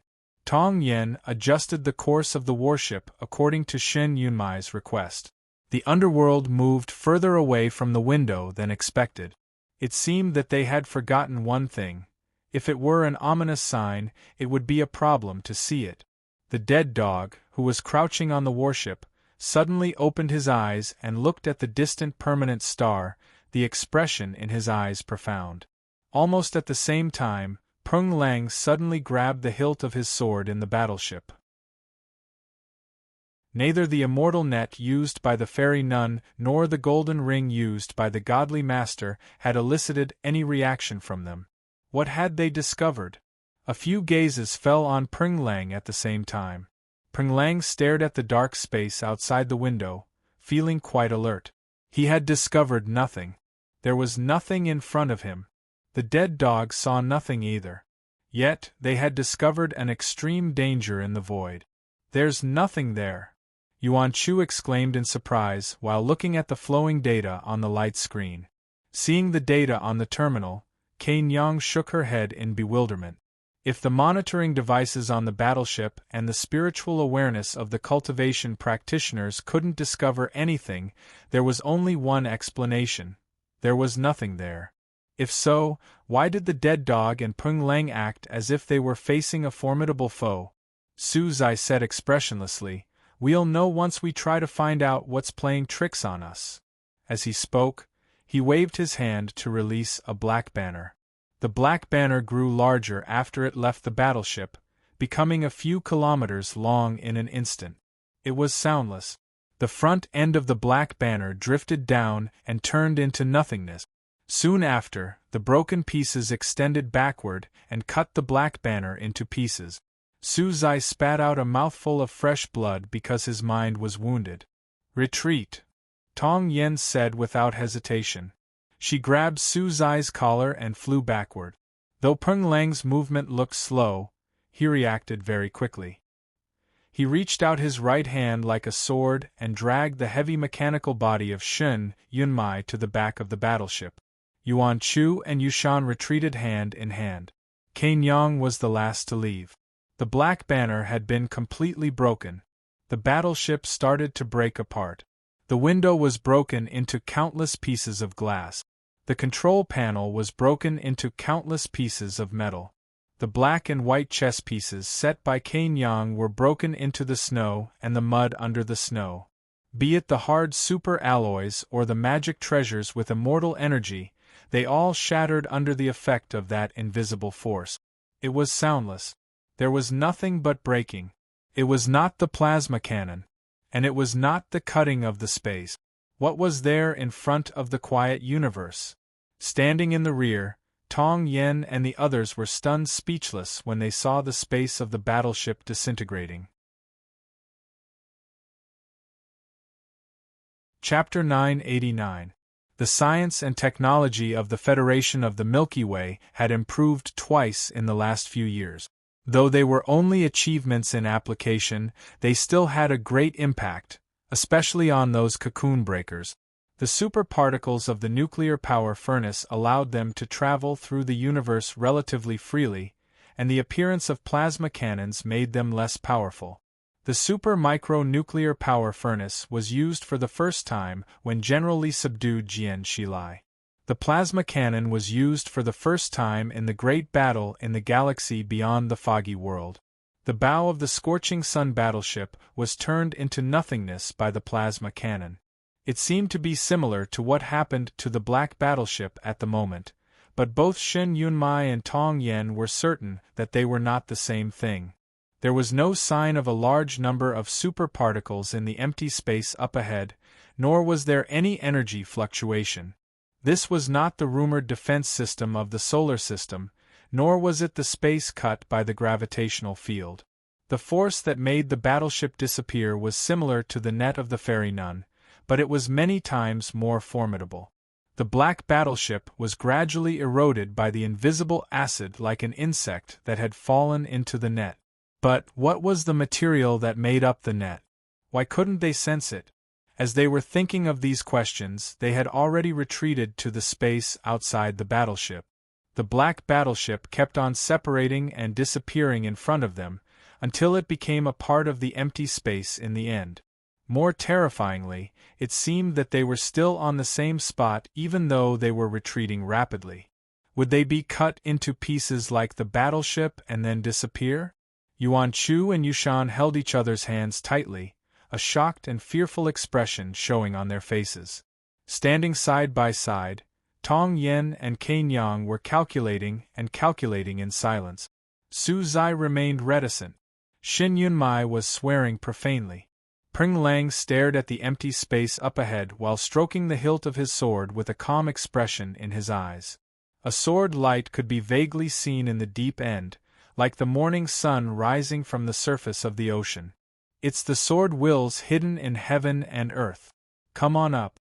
A mild and steady voice suddenly rang out in everyone's spiritual awareness. The dead dog, who looked like a black mountain, had left the battleship a long time ago and floated up from below. Tong Yen and the others landed on his body and sank into the hair that was as tall as weeds. As their gazes passed through the hair and looked at the empty space, they finally saw something. It was the infinite sword intent hidden in the space. A cry of surprise suddenly came from the weeds. It was because the dead dog was walking forward. Nothing happened. Its footsteps seemed to have landed on the stars, slow and steady. Everyone was extremely nervous. Yushan covered his mouth, not daring to make a sound. The black dog looked at the star in the distance, and its warm eyes were filled with an inexplicable sense of pride. Its speed did not increase, and its footsteps did not pause. It was as if it had seen a hidden path in the omnipresent sword intent. Is that the path to the ancestral star? At this time, they had already guessed what the sword intent that permeated the entire solar system was. Thus there was silence. It didn't take long for the tattered pirate ship to walk the same path as the black battleship. Chernye was at the very front, reaching out to catch some dust in space. He had just recognized it to be the debris of that battleship when a clear crack appeared on his finger. A golden light wrapped around his finger, preventing it from falling off. The heavenly immortals turned into 13 streaks of light and retreated behind the pirate ship. The tattered pirate ship was completely destroyed. It turned into a circle in the universe and then disappeared without a trace. Chernye gazed at the distant sun through the invisible sword wills, a worshipful expression showing on his face. This is the will of the Grandmaster. The heavenly immortals were stunned speechless. The Taoist immortals were deep in thought. Come with me. Chernye turned into a stone man 100 feet tall with a shake of his body. The heavenly immortals landed on his shoulders, and Enxing landed on his head, raising his mechanical hand and pointing forward. Chernye sensed the distance and lifted his right foot slowly, taking a step forward. A huge black dog was walking in the dark space. A huge stone man was walking in the dark space. It was unclear how long he had been walking. The black dog suddenly disappeared. The stone man had also disappeared. The faint clouds were drifting in the sky.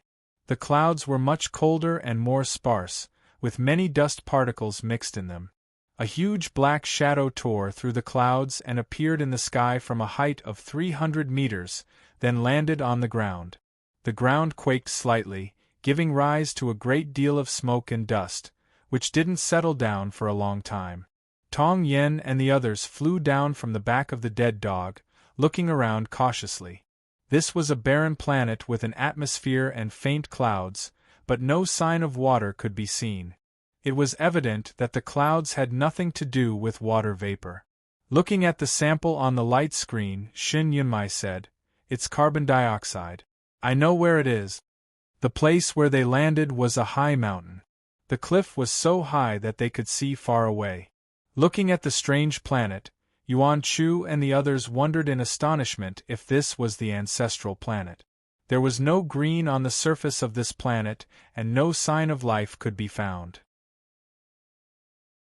It was a desert with only sand dunes and pebbles. A sandstorm could be vaguely seen in the distance, as well as the shadows of human buildings. How did the ancestors of the human beings survive in such a harsh environment? What had happened to the ancestral planet? This is not the ancestral planet, Tong Yen suddenly said. Shin Yunmai said with a smile, "You people are so stupid. This is Mars." Yuan Chu and the others were taken aback, wondering what kind of place Mars was. Since it was a passage for the formation to transport them here, why did it bring them here? They and the immortals on the pirate ship had been shooting at each other from a distance of several thousand kilometers, and then they encountered the sword wills in the void. The battleship was cracked, and they were carried by the dead dog through the vast space of the universe and then transported here. All of them were exhausted. After making sure that there was no danger on the surface of the planet, they sat on the ground and started to meditate. The dead dog walked to the edge of the cliff and looked at the distant horizon. Peng Lang walked over and stood by his side. It didn't take long before Tong Yen opened her eyes, and the others woke up as well. Thinking of what Shin Yunmai had just said, Yuan Chu asked curiously, "Is Mars the name of this planet?" "It's simple and appropriate." The sand dunes and deserts on the surface of the planet reflected the sunlight from the horizon, giving off a feeling of being burned. "Senior Master Zhao must like this place," said Yushan. He was referring to Zhao Lei. This mountain was very high, even higher than the Tianguang Peak in Aoyama. Standing at the edge of the cliff and looking down, an ordinary person would pass out immediately. Even though they were the immortals who had achieved some success in cultivation, they still felt astonished. "This mountain is the highest mountain in the solar system."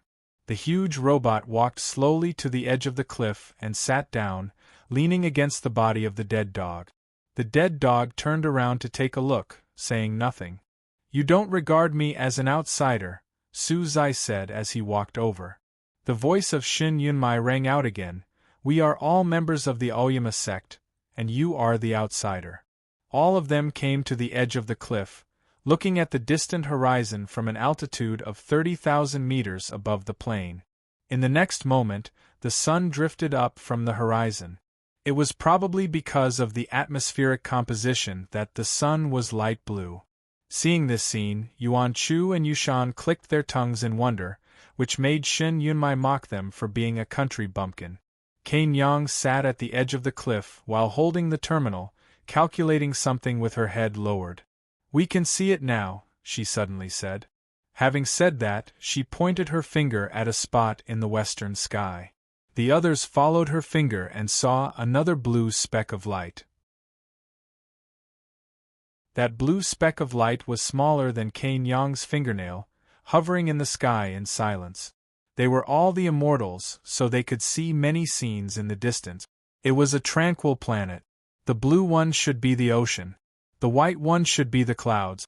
They could even see the land under the clouds and the continuous green on the land, which should be a forest or a grassland. Looking at it from such a long distance, they could sense the freshness of nature on it. The sandstorm in the distance had faded away, and the heaven and earth grew quieter. Sitting on the high mountain and looking at the blue planet, they fell silent for a long time, feeling an indescribable thrill. That should be the ancestral planet. That blue planet was the cradle of the human civilization. The humans spent their childhood on it before they went to the Sea of Stars. What they didn't know at the moment was that the humans had already taken two paths when they went to the Sea of Stars. When the Sea of Dark Matter arrived, the gods had arranged two paths for them. They were reborn in the dark universe. They were accumulating energy in Chaotian. No matter how far they went, they had to remember where they came from. No matter how the times had changed and how the civilization had evolved, everything the humans had originated from there. "I'd like to go there and have a look," Su Zai suddenly said. Yuan Chu held Yushan's hand and said softly, "I'll take you there." Cain Yang calculated the accurate data again and said, "The distance between the ancestral planet and Mars is only a few 100 million kilometers. If we don't worry about the fairy energy running out, we can arrive there in a few dozen days." Su Zai said, "The young Master Shin should have that nuclear furnace in his spatial magic treasure." "He does have it, but he won't take it out," said Shin Yunmai. "It's because nobody can leave this place." Upon hearing this, everybody fell silent again. Cain Yang picked up a broken rock from the ground and flicked it toward the sky. She had liked playing chess since she was little, and she was even more obsessed with it than Tong Yen. She liked playing chess pieces when she had nothing to do. The chess pieces would make a sound when they hit anything. The broken rock was thrown toward the sky, but it seemed to have hit something hard, giving off a crisp "pa" sound. Then, it shattered into powder and fluttered down. It was like the battleship that had passed by Pluto. The shapeless sword wills that could cut everything in the world could be found here. The path toward heaven was like the blue sky, but it couldn't get out. It was because there was a cover in the sky. Yushan suddenly pointed to a black speck outside the atmosphere and said, "There is a satellite over there." "Is it called a satellite? Why did that satellite still exist?" "It's already broken," Peng Leng explained after a pause. "It looks fine, but it's broken into pieces peacefully." Cain Yang calculated some more data and showed it to the others. The sword wills had extended all the way from the distant Kuiper belt to this place. Did it mean that the entire solar system was the same? It was shocking. "What the hell is this?" Su Zai asked tersely. Peng Leng said softly, "It's a sword formation." Cain Yang and Tong Yen eyed each other and saw the seriousness in each other's eyes. Shin Yunmai maneuvered the robot and stuck up his middle finger at the distant blue planet. They had already guessed the truth, but Su Zai, Yuan Chu, and Yushan hadn't thought of that possibility yet. Peng Leng explained patiently, "This sword formation is unimaginably large. It has enveloped the entire solar system." Su Zai, Yuan Chu, and Yushan were shocked speechless. They looked at the outside of the atmosphere reflexively, trying to see the appearance of the sword formation. What kind of sword formation could cover an entire galaxy? Cain Yang operated the terminal and fetched a great deal of data. Finally, she simulated a picture and displayed it in the sky in front of the cliff. The picture was black, and the bright dot in the middle was the sun. Many planets were scattered around it, seemingly without any order. "This is Mercury, this is Venus, and this is the ancestral planet." Shin Yunmai pointed to those planets and explained to the others, "There are 8 planets in total, and they are arranged into a formation." What kind of formation were they arranged into? Soon, the others saw the formation. The seemingly irregular distribution of the planets actually had a vague shape. The 8 planets formed a cross in the vast universe, with a longer top and a shorter bottom, looking like a sword. The sun was the bright pearl inlaid at the bottom of the hilt. If it were a real sword, it would be the largest one since the birth of the universe. It became deathly quiet by the cliff's edge again. The sandstorm started again in the distance, covering the buildings built by human beings from an unknown period. The satellite outside the atmosphere suddenly started to disintegrate, and a puff of powder drifted up. It looked like a tower made of sand that was washed away by the seawater. After a long while, Tong Yin said, "I don't know how to describe what I've seen." His voice was still calm, but he couldn't conceal the weariness in it, indicating his true feelings at the moment. The Grandmasters of Aoyama used the sun as the pivot of the formation and the planets as the foundation, and the arrays as the swords. They used the gravitational force in the boundless space to generate the killing intent of heaven and earth. It was indeed remarkable. It was indescribably remarkable. Peng Leng praised, "How magnificent it is!" It was said that yesterday was the day when the earth was farthest from the sun. Then, there seemed to be a line of stars, which happened to be updated to this scene. It was quite a coincidence. Though it wasn't spectacular, it was quite interesting. Have a nice weekend, everybody.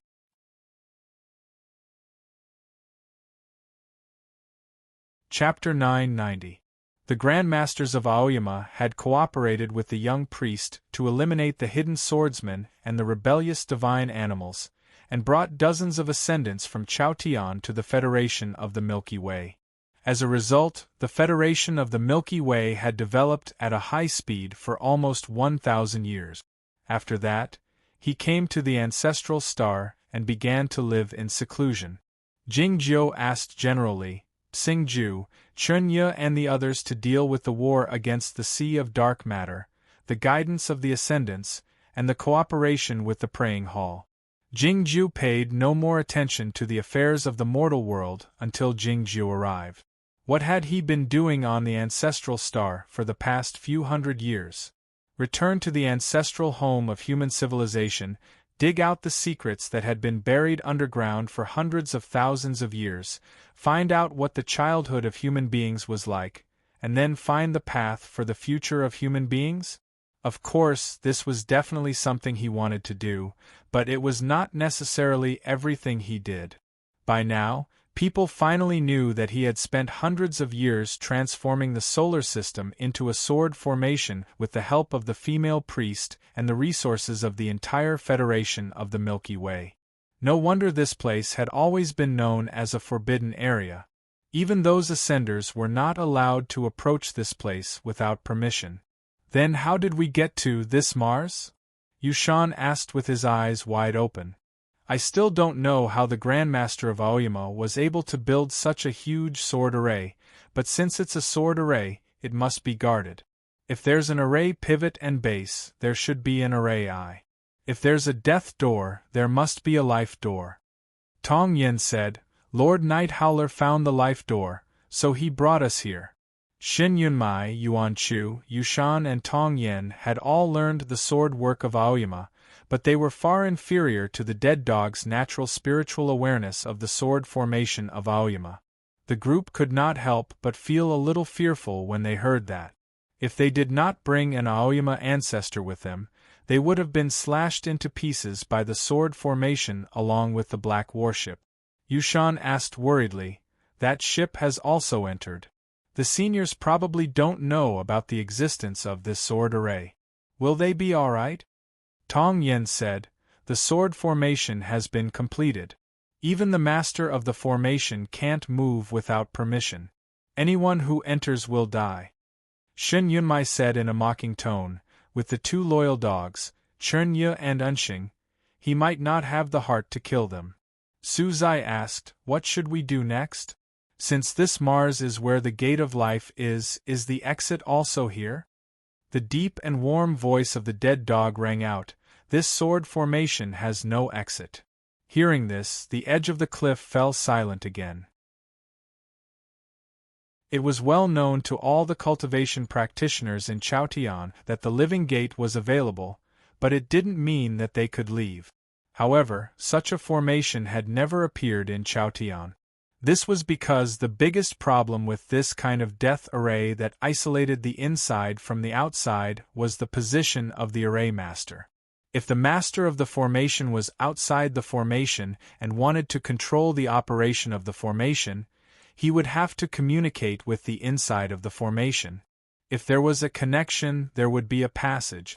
If the master of the formation was inside the formation, then wouldn't this death formation also trap him inside? If it was a normal spell formation, it could still be broken by brute force. However, the gigantic sword formation that spanned across the entire solar system, the Grandmaster of Aoyama had spent hundreds of years to set it up. Would he still need hundreds of years to break it? Nobody expected that the Grandmaster of Aoyama would actually do it. Why did the Grandmaster do it? Asked Yuan Chu bewilderedly. He imprisoned himself, said Xin Yunmai. Imprisoned himself? What did it mean?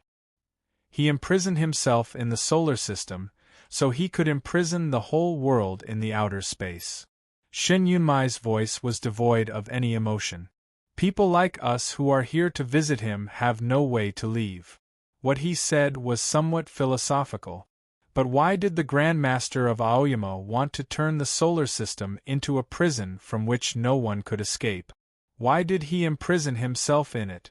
It's because he was afraid that I would come and kill him. Shin Yunmai raised his thick mechanical arm toward the blue planet in the sky, as if he was ready to fire a weapon at any moment. The atmosphere by the edge of the cliff was rather depressing, but they couldn't help but react when they heard what he said. They all expressed their disdain for him. The Grandmaster turned the solar system into a sword formation. It's no different from a miracle. Why would he be afraid of you? Have you read too many ancient novels? Do you think all the patricide will succeed? It's more likely that the Grandmaster was afraid of Senior Master, but you. Hearing this, Shen Yunmai felt quite annoyed. Regardless of whether he was afraid of Jingju or the Snow Girl, he was still afraid of them. Tong Yin rubbed her eyebrows with her fingers and said tiredly, since he could turn the solar system into a sword formation, he's qualified to be afraid of nobody. Shin Yunmai sneered, why do you think the old man imprisoned himself then? Tong Yen stood up slowly and looked at the blue planet while supporting her waist with her hands. Then she turned her head to look at the other planet. After a moment of silence, she suddenly said, "He intended to create another Chaotian." Upon hearing this, everybody, including Shin Yunmai, fell silent. They vaguely felt that it might be the case. The solar system had turned into a magnificent sword formation, cutting off all the connections between the outside and the outside world, which was tantamount to being separated from the universe. Of course, it was not the real Chaotian, but something similar. Did the Grand Master of Aoyama intend to create another refuge for the humans? Or did he intend to keep this ancestral home of the human civilization? Shun Yunmai shook his head expressionlessly and said, "No matter how powerful this sword formation is, it can only block our universe." It was true. Judging from the effect of the shapeless sword wills in the Kuiper belt, this sword formation might not be able to block the sea of dark matter. There's still plenty of time. Everything is possible. Tong Yen fell silent for a while before saying, "Who could have thought that a solar system could be turned into a sword formation? I don't understand." Cain Yang said softly, "Even if this sword formation could block the sea of dark matter in the future, what would happen to the other places 300 years later? Does the Grand Master intend to ignore the humans and live alone? Live alone forever?"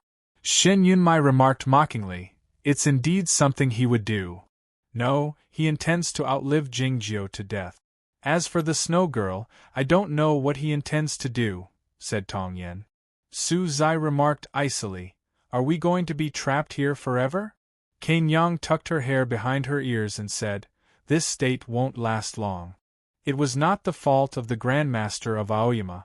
It was that they couldn't allow such a situation to happen. As long as the Snow Girl and Jingjiu were still alive, they would come to the solar system to kill the Grandmaster.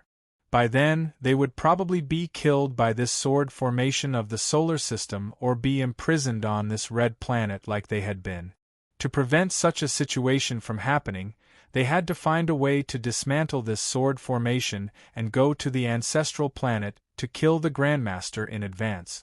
However, the life gate was not the exit, but the place between life and death. Where could they go when this magnificent sword formation blocked the sky? Was it truly impossible to dismantle this sword formation that stretched across the solar system? No, there was nothing that couldn't be dismantled. Even a small piece of Jingjiu's earlobe had fallen off, to say nothing of the other objects in the universe. To dismantle a solid object, one had to know what it was made of first. To dismantle this sword formation of the solar system, one had to figure out the operating rules of the sword formation and how the mountain of the ancestors of Aoyama did it. Crouching by the cliff's edge, the black dog looked at the permanent star that had turned from blue to white in silence. "Let's begin," said Tong Yen. Shin Yunmai uttered and maneuvered the robot away from the dead dog. He walked to the cliff's rocks and unfolded a light screen. The information related to the defense system of the solar system appeared on the light screen. Soon after, many mathematical tools appeared in front of them in various forms. Cain Yang brought out dozens of small bronze mirrors and placed them around the mountain pass, forming a formation. The barren world devoid of the energy of heaven and earth suddenly had a sense of freshness. Shin Yunmai glanced at her appreciatively, and then started his lesson.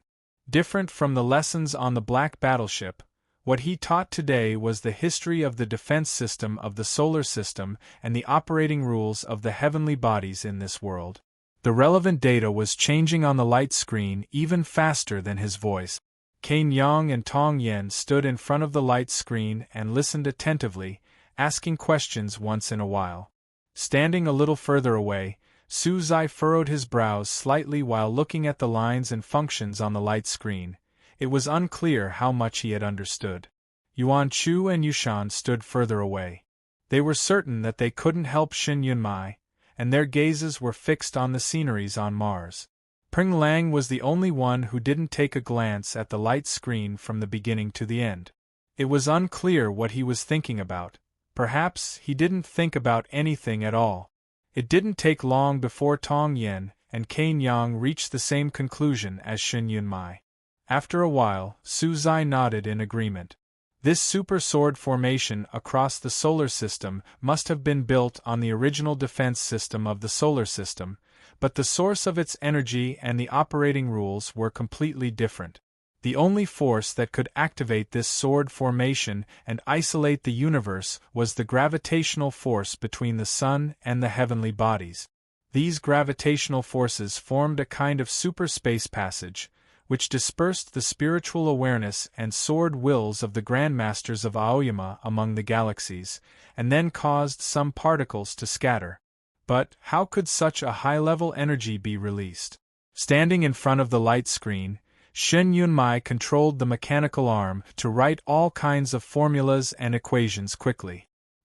He proposed many possibilities, but they were all denied by Tong Yen soon. Then, he came up with another idea, but Cain Yang found the problem in it. Time elapsed slowly. The distant sun didn't seem to move, and the thin air on the surface of Mars seemed to be frozen.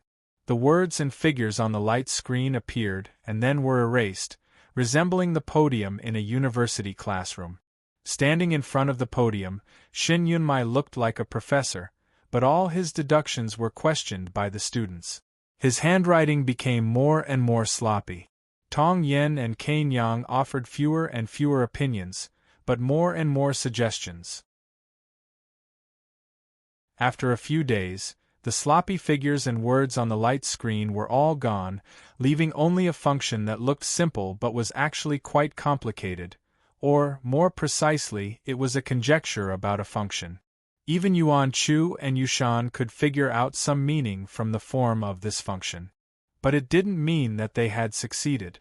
By now, Shen Yunmai, Tong Yen, and Cain Yang were certain that if they wanted to deduce the working rules of this great formation without the accurate changes of the data, they would have to find a brand new method of deduction, which was a mathematical tool in the modern language.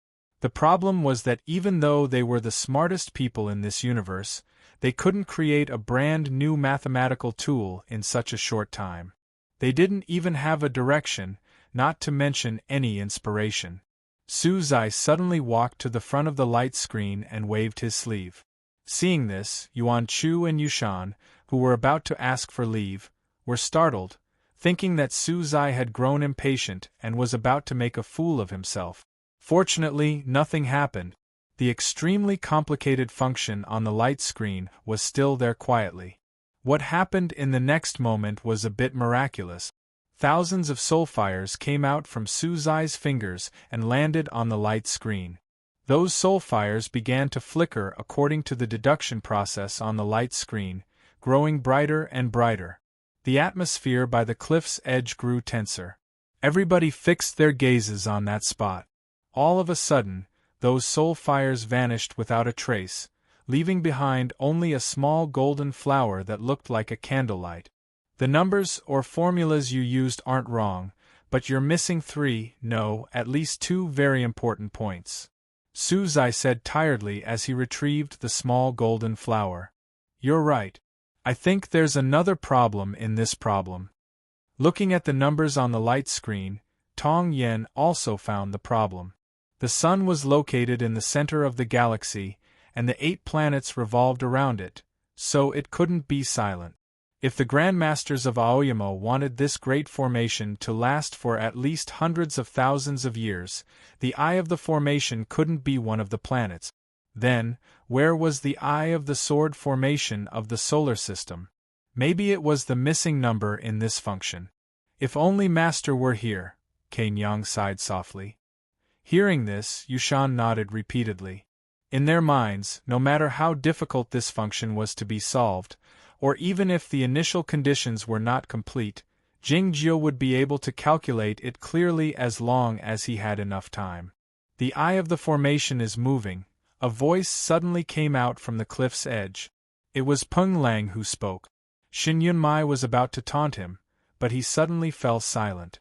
If the eye of the formation was indeed moving, what would it be if it was not the 8 planets? A small planet? And it was a very inconspicuous meteorite? Since the key values were missing, and no suitable mathematical tools were available, there was only one way left, which was to observe it directly and then simulate the calculation. Tong Yen regulated her breathing for a while, and then lifted her head to look at the night sky without hesitation. What she saw was real. In an instant, his face turned pale beyond compare. Cain Yang took a magic pill and looked at the night sky bravely. A dozen breaths later, she drew back her gaze, a trickle of blood seeping out from the corner of her mouth. She shook her head apologetically as she met Shen Yunmai's gaze. A dozen breaths later, Tong Yen drew back her gaze and spat out a mouthful of blood. Yushan supported Cain Yang and infused the fairy energy into her body to treat her wound. Yuan Chu tossed a bottle of medicine to Tong Yen. Shen Yunmai remarked in a mocking tone, "You only know that you can spit out blood when you play chess, but it turns out you can also observe the stars? Do you have the ability to take a look at it?" Su Zai demanded expressionlessly. Nobody could see through this great formation of the solar system, let alone see the direction and the approximate amount of the energy flowing in the great formation and find the moving eye of the formation. "I'll go and have a look." Pring Lang stood up and placed his right hand on the hilt of his sword. The dead dog stood up slowly and turned into a black mountain, blending into the dark universe.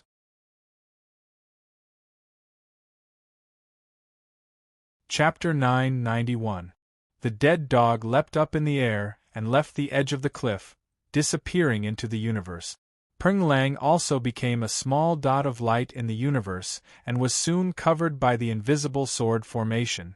Standing at the edge of the cliff, Tong Yen and the others sighed with emotion. "I knew Pring Lang was very powerful, but I didn't know he was so much more powerful than us," Su Zai said with an unsightly expression. This sword formation was so terrifying that it was extremely difficult to even look into its depths, not to mention personally entering it while enduring the onslaught of sword intent. The dead dog was the principal guard of Aoyama. It was he who had found the life gate of this great formation and brought them to Mars. But what about Pring Lang? Tong Yen explained. He has long achieved great success in swordsmanship, and he was personally taught by Jinren Jingyang, so he has a strong tolerance for sword intent. Hearing this, Yuan Chu and Yushan looked at each other and felt ashamed. Su Zai suddenly thought of a possibility and asked, "Is it possible that they found the ancestral planet directly and killed the Grandmaster of Aoyama?" Shin Yunmai's bored voice rang out, "What are you thinking about?"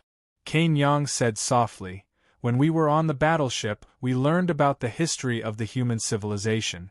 It's said that the human beings didn't have the ability to leave the ancestral planet during their childhood. They could only stay on the ground and observe the universe with a telescope. They were always thinking about leaving. Finally, they found a way to send out a few probes, that's right. These two fellows are probes. They might discover a new planet, but they might not return." Shin Yunmai's voice was emotionless. "But even if they were destroyed, they might still discover some of the laws of this universe. Lord Night Howler and Pring Lang are much stronger than those detectors. The possibility of them coming back is very high. Don't worry," Tong Yen said, "let's continue with our own business. If they can really find the formation eye, we will complete the deduction and find a way to break the formation." The dozens of bronze mirrors floating in the sky reflected the faint light of the universe and illuminated the cliff. Cain Yang said softly, "I hope those seniors are all right." They had been on Mars for more than 10 days, both in Standard Time and Martian Time. The broken pirate ship still did not appear, nor did any immortals descend. One had to know that this was the only exit of the solar system sword formation. If Pring Lang and the dead dog couldn't stay in the sword formation for a long time, those ferrymen would have died already. Tong Yen, who was calculating behind her back, stopped and shook her head slightly. An inexplicable sense of sadness appeared on this mountain on Mars. Shin Yunmai said coldly, "Why are you thinking about those useless things? Hurry up and continue calculating." The research team on Mars continued with their work, but the two figures were missing from the cliff. Several more days passed, but the deduction was still not smooth. However, everyone was increasingly certain that they needed a few key pieces of data. Su Zai provided a few precious poison pills to boost Tong Yen and Cain Yang's spirits and speed up the circulation of their spiritual awareness. Shin Yunmai was quite interested in this kind of thing. He extended his mechanical hand to the front of Su Zai shamelessly. Su Zai asked earnestly, "You don't have a body, how can you eat?" Shin Yunmai said, "Turn it into water and disperse it into air. Smell it." Su Zai was taken aback for a moment before saying, "It sounds a bit strange." The footsteps suddenly rang out at the foot of the cliff. They were light and fast, full of a cheerful feeling. Yushan and Yuan Chu were traveling back to Mars hand in hand. Yuan Chu pointed to a spot at the foot of the mountain and said, "That cluster of buildings is quite interesting. You can enjoy the scenery there. Do you want to go there?" Su Zai threw the poison pill into the control room of the robot and said, "This place is the closest to the sky. Of course, they don't want to leave." "Yeah," Yushan said. "If Master Night Howler and Peng Lang come back, we can receive them here." No sooner had he said this than a gust of strong wind rose on the surface of Mars. The bronze mirrors in the surrounding sky quivered slightly, giving off a pleasant sound, making the sunlight on the mountaintop mottled. The group was alarmed. They lifted their heads to look at the sky and saw a huge dark shadow approaching from outside the thin atmosphere. "The Great Grandmaster is back." Yuan Chu had been traveling on the surface of Mars with his wife these last few days. He was actually quite worried about the safety of the Master Night Howler. Now that he was finally relieved, he shouted happily. Tong Yen raised her light eyebrows slightly. Her right hand that was in the middle of deducing paused slightly, feeling that something was not right. The bronze mirrors quivered even more violently, and the pleasant sound became a bit hurried, as if they were warning the others. By now, everyone had realized that something was wrong. If the huge dark shadow had come from the space, it wouldn't matter how fast it was, they would have enough time to react. However, the huge dark shadow seemed to have leaped out of the void and crashed toward the mountaintop from the sky. Who could react in time when it was more than 300 meters above the ground? The huge dark shadow turned out to be a mountain. In other words, it was a giant as big as a mountain. Countless horrifying airwaves and undisguised murderous intent crashed toward the ground along with the mountain. "Chernya!" someone yelled. Chernya, who had drifted in the sword formation of the solar system for more than 10 days, had finally found the exit and arrived at the surface of Mars. Then, he launched his most powerful attack without hesitation. With a loud bang, the majestic mountain shook violently, as if it was about to collapse. The earth shook uneasily, and countless cracks appeared. Even the plateau in the northwest direction was affected by this huge force, twisting and deforming. This was an unimaginable earthquake, bringing up countless sand and dust on the surface of Mars, forming the largest sandstorm in history. The terrifying sandstorm continued to howl, and the huge stone man could vaguely be seen kneeling on the edge of the cliff. His right fist had sunk deep into the cliff, as if he had become one with the tallest mountain in the solar system. The atmosphere of Mars was very thin, and even the most violent wind could not cause much damage. However, countless gravel and dust shot up, instantly blocking the dim light in the sky. The entire world became dark and chaotic. In the chaotic world, the whistling of the sandstorm was accompanied by muffled grunts, the sound of metal colliding, and a heavy explosion. Then, a cold sword light illuminated a corner of the sandstorm, and a magical treasure light shot into the distance. Before this, there were already several figures that were sent flying into the distance by the falling stone golems, disappearing into the sandstorm. The stone man of Qin Wu and Shan Shan dropped down from the sky with an indomitable determination and lethal intent, as well as the formidable magic method he had practiced 1,000 years ago and the fairy energy he had accumulated over hundreds of years. Such a formidable force was indeed hard to resist, especially for those newcomers who had just left Chaotian. The lighter the person was, the farther they would be knocked away. Yushan and Kanyang were women. They turned into two flowing lights, and were knocked to the bottom of the cliff 100 miles away. This place was the southwest corner of the circular mountain. The huge mountain blocked the dreadful sandstorm on the other side of the plateau, as well as a great deal of sunlight. Kanyang and Yushan stood up amidst the dim and murky turbulence, and found three figures among the distant rocks on the cliff. In the next moment, Kanyang found Yuan Chu lying not far away, his chest covered in blood.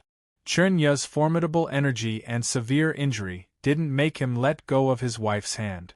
The three figures in the distance drifted forward and arrived in front of them in an instant. The woman standing in the front had a gentle expression on her face, but the expression in her eyes was exceedingly cold. She wore a purple dress, looking gloomy and cold in the dim world. She didn't look like a fairy maiden, but a devil woman. Fairy Nun He. Young Sister Yushan cried out in surprise, murmuring, "I used to like her a lot." Though her murmuring was heard by Fairy Nun He, she said with the same expression, "Make it simple. Hurry up." Kanyang took one step forward calmly and took out a bronze mirror with a flip of her right hand. Yushan pulled on her sleeve and said softly, "Let me go first." Yushan's cultivation talent was excellent among the regular cultivation practitioners, but she was not so outstanding in Aoyama. She had been favored and supported by her colleagues all the way from the South Pine Pavilion many years ago to the Shangda Peak and Shiriyue Peak. As a result, she was lucky enough to ascend successfully. No matter how one looked at her, she was no match for Fairy Nun He. It was unclear why she volunteered to fight. Kanyang was hesitant. An impatient expression showed on Fairy Nun He's face. Kanyang stepped back, and a beam of light shot out from the mirror in her right hand, shining in front of Yuan Chu. Yuan Chu's face was no longer as pale as before. Looking at his wife walking forward, he wanted to say something, but stopped on second thought. Nothing unexpected happened in this fight.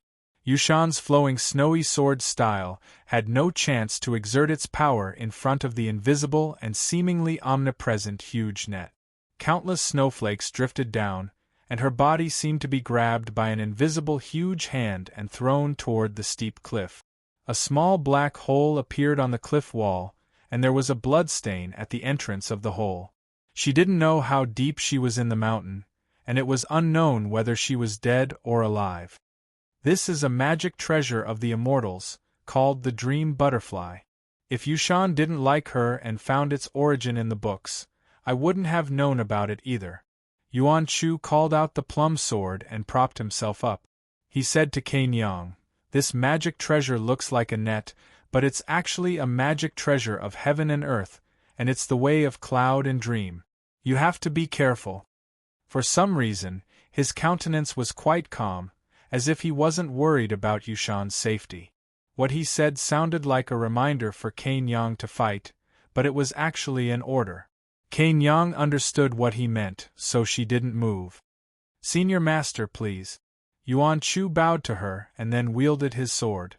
The gray sword turned a few times in the night sky, and arrived in front of the fairy maiden, he along with a great deal of wind and snow. It looked like the seven-plum sword style of Shiriyue Peak, but it was actually the will of the endless sword style of Qingrong Peak, but it had the cold energy of the flowing snowy sword style. The expression on the fairy maiden He's face changed slightly, as she didn't expect this junior to have such a high level of sword work despite his low cultivation state. The snowflakes dancing on the dark cliff walls were not the snowflakes made of water, but dry ice. The coldness here was much stronger than in Chaotian and other places.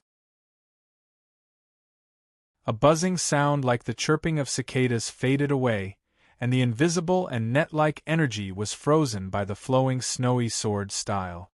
"Pa! Pa!" The sound of zither strings breaking rang out. Yuan Chu seized the moment when the net was broken and drifted away with his sword, a dozen bright sword wills coming out from his sleeves. The fairy maiden He's eyes beamed as she exclaimed, "The shapeless sword body?" As she spoke, she had already leapt up in the air, and a patch of white cloud appeared where her feet landed.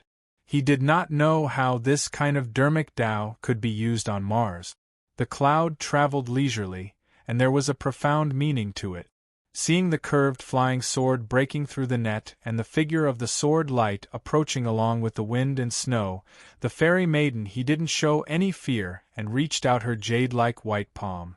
Pa! The two palms joined together gently. The wind and snow outside the cliff stopped for a moment, and then closed up quickly. The snowflakes seemed to turn into butterflies, flying to the center of her palm and turning into something like a snowball, catching the sword light easily. Holding the snowball in her hands, she looked like a sea girl holding a huge pearl. The snowball hit Yuan Chu's chest precisely in the midst of those sword lights. Boom! The snowball suddenly dispersed with a deafening boom, turning into tens of thousands of white butterflies that disappeared in the void. Yuan Chu was sent flying to the wilderness over 100 miles away, falling to the ground in an arc. Along the way, something like golden flowers dripped down. He must have been spitting out blood. The fairy maiden he withdrew her gaze and said to Cain Yang, while standing in midair, "You're still too weak. I hope you won't disappoint me." Hearing the fairy maiden he's words, Cain Yang's expression didn't change at all. She waved her hand, releasing hundreds of extremely small round bronze mirrors. Some of the bronze mirrors had obvious cracks, and some were even chipped. They were severely damaged. They must have been damaged by Chen Yu's attack from beyond the heavens. Cain Yang's cultivation state was above that of Yuan Chu and Yushan, and her temperament was as calm as still water and as clear as a mirror. She was aware that the two fights between Yushan and Yuan Chu were for her to watch. As the three weakest members of the team, even if they couldn't defeat these immortals of the previous generation, they had to do something. These round bronze mirrors were what she had prepared after watching the two fights. It was a formation. Looking at the bronze mirrors in the sky, the fairy maiden he said disappointedly, "Oh, it's the mirror sect. It's not that interesting." No sooner had she finished speaking than she arrived among the bronze mirrors in the sky. She reached out her hand to pluck countless extremely cold cloud threads, intending to break the formation. All of a sudden, the white cloud threads reflected by the bronze mirrors also turned white. The bronze mirrors that didn't reflect the cloud threads looked black in this gloomy world. This was not the formation of the mirror sect. It was the black and white chess method invented by Cain Yang. Do your best, students taking the college entrance examination tomorrow. Even if you're not a genius like Tong Yen, you can still make continuous progress like Cain Yang.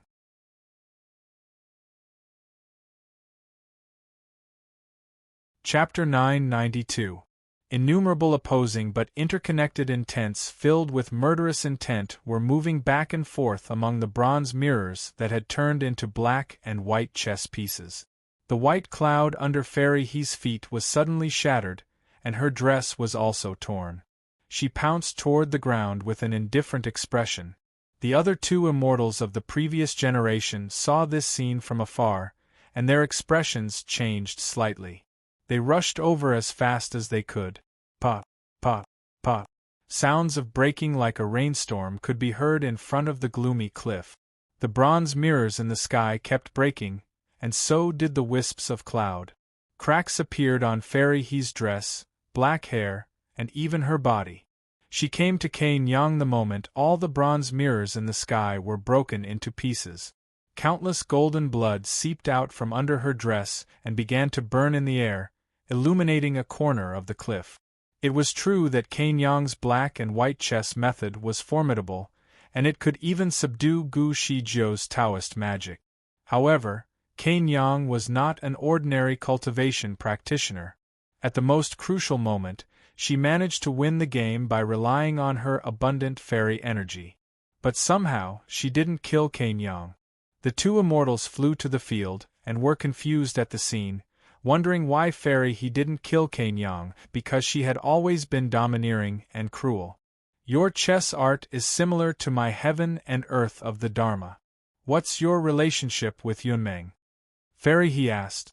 Cain Yang wiped the blood from the corner of her mouth with the back of her hand. Then, she combed her messy hair behind her ears with a flame, and said softly, I learned Go from child Tong Yen, but I have nothing to do with Zhongzhou school. My teacher is immortal Jingjiu. An amused smile appeared on Fairy He's lips, and she said, Since you refuse to lie, you've won the bet. She and Zhongzhou school were both from Yunmeng, but she had a deep hatred with the ancestors of the Bai family. If Cain Yang had misunderstood her intention and wanted to establish a relationship with Zhongzhou school, she would have been killed by her.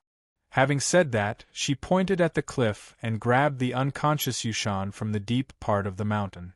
The other two immortals also brought back the unconscious Yuan Chu from the distant plain. None He looked at the two unconscious people and asked in confusion, How did these two guys ascend? In her opinion, Cain Yang's cultivation state was still far from that of an immortal, but her Taoist magic art level was very high. Compared to these two, the difference was even greater. Cain Yang explained softly, It is not as difficult to ascend from Chaotian as it used to be. Nunhe's expression changed slightly as she asked, Then you should know that an old man like me is much stronger than you, yet you're still willing to throw away your life?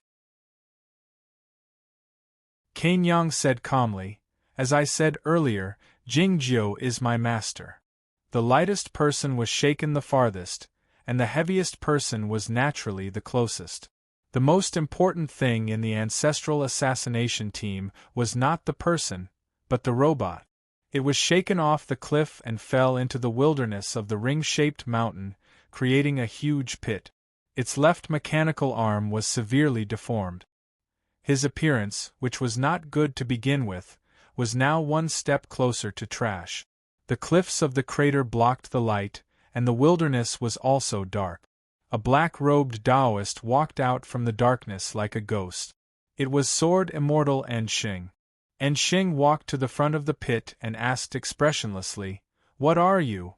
The robot was trying to dig up the broken rocks around it to bury itself, but it had no choice but to stop when it suddenly found Sword Immortal Enxing appeared by the edge of the pit. The scene was full of helplessness and absurdity. In fact, Xin Yunmai was indeed Xin Yunmai. When the bronze mirrors in the sky gave the warning, he reacted the fastest and turned around to flee. The direction in which he fled, the judgment of the sandstorm, and the idea of burying himself were all marvelous. Unfortunately, his response was too accurate and marvelous, which was why he was targeted by the strongest swordsman of the opposing team. Since it had come to this, he didn't bother to say anything more. He directed the undamaged mechanical arm to aim at Sword Immortal Enxing by the edge of the pit. Along with the sizzling sound of electric current, the mechanical arm extended its middle finger. The Sword Immortal Enxing tilted his head slightly and looked at the broken robot at the bottom of the pit. For some reason, he had a familiar feeling about it. In the next moment, he raised his mechanical arm and pointed his middle finger at the robot, indicating that he had the same feeling. The robot turned its mechanical arm clumsily and stiffly toward the top of the cliff wall of the crater, indicating that it would wait for them to finish the fight. The fight on the cliff wall went on splendidly, and it ended quickly. Countless soul fires and greenish demonic flames were flying in the sky, looking extremely domineering, but they were suppressed by an extremely pure fairy energy. That fairy energy was not affected by the change of the energy of heaven and earth. On the contrary, it seemed to be more dreadful because of the sandstorm. It was unclear which sect the Grandmaster belonged to. Su Zai fled along the crater, but he couldn't escape with the help of the sandstorm. In the end, he returned to his original spot. Senior, please stop. He halted his steps and raised his hands without hesitation. This junior admits defeat, he said while looking at that fairy immortal. That fairy immortal had a handsome face and a fluttering fairy energy, as if he would illuminate this dim world. He had a horsetail whisk on his arm, but it didn't look like a Taoist magic treasure. Each strand of the horsetail whisk seemed to contain a great deal of moisture, as if a rainstorm could fall at any moment. Looking at the remnant energy of the demonic flames behind Su's eye, he said in a deep voice, "You're indeed a devil man of the deviant sex." Su's eye didn't like what he said. "I'm from the external sect of Aoyama. How can you be a devil man of the deviant sex?"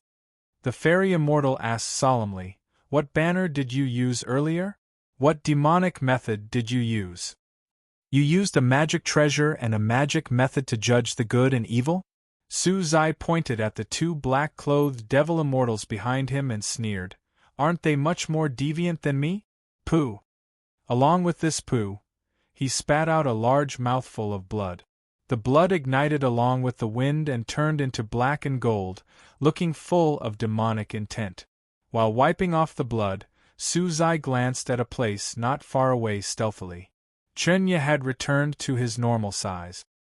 He stood by the cliff's edge with his hands clasped behind his back, looking at the world full of sandstorms. It was unclear what he was looking at. No matter how violent the wind on Mars was, it couldn't ruffle the large cloak behind him. Another fairy immortal stood behind him expressionlessly while holding a huge sword, looking like a bodyguard. Suzai recognized Chunya, and he also knew that this fairy immortal with a huge sword should be the legendary Taoist woman who had killed Nanning. He gave up on the idea of sneak attacking him. It was true that he was beaten badly by the fairy immortal with the horsetail whisk, but he didn't suffer an irreparable wound. The reason he circled back to his original spot was to see if he could take advantage of the situation. Turned out that it was 1 against 5. How could he take advantage of the situation? Was there anyone worse off than him? Chunya stood by the cliff's edge. The large cloak hung down to his heels. He didn't turn around to take a look at Suzai. The Master Yun never needed anyone to worry about him. A few seconds later, Suzai's grunt could be heard behind him, followed by countless profanities and another grunt. Chunya looked at the surface of Mars expressionlessly, thinking of many things. Where did that dog go? Where did that person named Peng Lang go? Why wasn't Lu Shui here? Why hadn't Zhao Lei come? After passing through the Kuiper Belt and that inauspicious small planet and entering the magnificent sword formation of the solar system, he sensed the will of the Grandmasters. He felt more confident and powerful than ever before, even more so than when he ascended. In order to deal with these newcomers from Chaotian, he and his companions had made many arrangements, but they had already won all the battles even though they hadn't used many of them yet. All of a sudden, a peculiar glint flashed in his eyes. The sandstorm was subsiding slowly, and the cracks on the ground were being filled up, like the cracks on his right fist that were closing up. Standing on the highest mountain, one could see many places on Mars like the valley. The valley was darker than other places, but a few glows of light could be seen once in a while. The expression on Chen Yu's face changed slightly, as he wondered if the battle was not over yet. Among the fairy immortals who came to the solar system this time, the fairy swordsman Enxing, Chen Yu, the godly battering master, and the fairy nun had the highest cultivation state and the strongest prowess. As such, he and Enxing were responsible for attacking the top of the mountain, and the godly battering master and the fairy nun would each lead a team. It was the godly battering master and the other 2 colleagues who were in the valley at the moment. What they needed to deal with was merely that Tong Yen and one Tong Yen. Tong Yen stood alone in the deep end of the valley. According to Xin Yunmai, this valley was not the deepest place on Mars. The deepest valley was the most magnificent in the entire solar system. However, this valley was deep enough that no light could be seen, and even the sandstorm couldn't affect it. He turned to look at the 3 fairy immortals pursuing him, blinking his eyes. He had thought of many things during the time he was blinking his eyes. The early warning formation set up by Cain Yang on the top of the mountain made him less vigilant, so he didn't make enough calculations. Otherwise, these fairy immortals wouldn't have caught him unprepared even if they could conceal the heavenly secret. The real problem was that the huge sword array that spanned across the solar system made his Tao heart a little unstable. The hopeless future was even longer and gloomier than the underground tunnel at the bottom of Cloud Dream Mountain. Since it had happened, he had to deal with it. Your companions must have something to do with the Aoyama sect, so they won't die. However, you were the sect master of Zhongzhou School when you ascended. It's a pity. The gray-haired fairy immortal in a colorful robe said regretfully while looking at him. Tong Yen fixed his gaze on the small drum tied to the old fairy immortal's wrist. After confirming his identity, he said expressionlessly, "Senior Shin Bao, please." Chun Yi turned into a mountain and crashed toward Mars with a dozen fairy immortals on his back. His power was unimaginable. The largest sandstorm in history occurred on the surface of Mars, not in terms of the area it covered, but in terms of its intensity. Fortunately, this sandstorm wasn't formed naturally, so it dissipated quickly. It didn't take long for the dust particles that had been swept away by the wind to descend to the foot of the mountain. The view on the top of the mountain gradually became clearer. The sword immortal Enxing carried the robot to the cliff's edge and threw it down from the sky. Along with a clattering sound, the robot became even more tattered. Female immortal He and the other two fairy immortals returned to the cliff's edge with Cain Yang and the unconscious Yuan Chu and Yushan. Their expressions changed slightly when they saw the robot. Su Zai was in the worst condition. He was tied up by the fairy master Yun with a horsetail whisk, half hanging in the air, black blood oozing out from his body. The black blood ignited as it fell to the ground. The smoke from the melted rocks and sand reached his face, making him cough incessantly. Crack, crack, crack. The tattered robot stood up shakily. Seeing Su Zai's terrible condition, he laughed out loud. Is this a bloodletting, a raindrop, or a smoked meat? Su Zai was on the verge of death. Hearing this, he braced himself and cursed, "If I hadn't helped you, I wouldn't have ended up like this." An angry voice came out from the robot. "How dare you say that? I went to Chaotian to find you people to help me, but I got nothing in return." The sandstorm retreated to a farther place, and the sun could finally be seen, but it was still dark and cold on the cliff's edge. Hearing the voice, female immortal, he thought the voice was familiar. Staring at the tattered robot, she asked tersely, "Who are you? You can't even tell who I am? You old fellows really have bad eyesight." The laughter full of mockery came out from the tattered robot. Hearing these words and laughter, Auntie He Xian and the other immortals were instantly reminded of many bad memories, and their expressions became very ugly. Even the expression in the eyes of the sword fairy Enxing had changed. "Little Shun? Young Master Shin! Yunmai, how did you end up like this?" When Shin Yunmai learned the story of Zhuo Juexiao, the personal disciple of Tong Yen, he remarked sentimentally that Zhuo Juexiao's life was similar to his own. It was not a narcissistic statement, it was a fact. He had been a genius in various aspects since he was a child, and he had received the education from the most outstanding figures in various fields in the Federation of the Milky Way. Naturally, there would be many ascenders among the teachers. All the immortals present had gone to the old house of the Shin family to teach him. The Devil Brothers in black clothing had accompanied Shin Yunmai for a whole year when he was 3 years old. Those experiences were interesting for Shin Yunmai, but they were terrible for these immortals. It was because Shin Yunmai was too smart and too proud, and he had a bad temper, especially after he became an adult. However, he was, after all, the only descendant of the Grandmaster of Aoyama, and he was recognized as the successor of this civilization by everyone. He was the kid that they had taught. 2 years ago, Shin Yunmai suddenly disappeared, which aroused a lot of speculation. Some seniors who liked him, such as he immortal he, felt sad. Who would have thought that he would suddenly appear here, together with those people? Chen Yi asked, "Have you had enough?" Shin Yunmai replied indifferently, "I don't talk to stone men." He immortal he flew to the front of the robot, turned to look at Chen Yi, and asked in a cold voice, "What's going on here?" Chen Yi said, "As Enxing said, we are the ones who seek victory, so nothing else matters. The problem is that you haven't won yet." A childish voice rang out outside the cliff.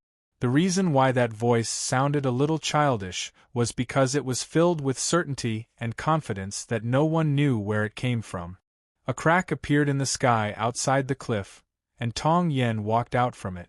He was holding a small bell in his left hand, but it was not the famous scenic cloud bell of Zhongzhou School.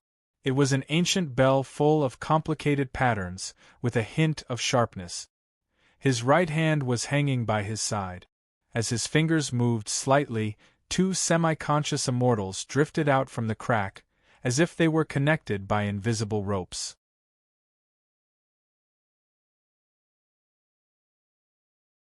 Chapter 993.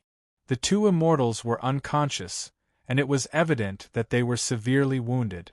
Seeing this scene, the people on the cliff were shocked to the extreme. Even the fairy sword Enxing couldn't help but raise his eyebrows. A patch of seven-colored cloud drifted over at a high speed from the foot of the cliff a few miles away. Standing on the cloud, the godly striking master warned anxiously, "Watch out!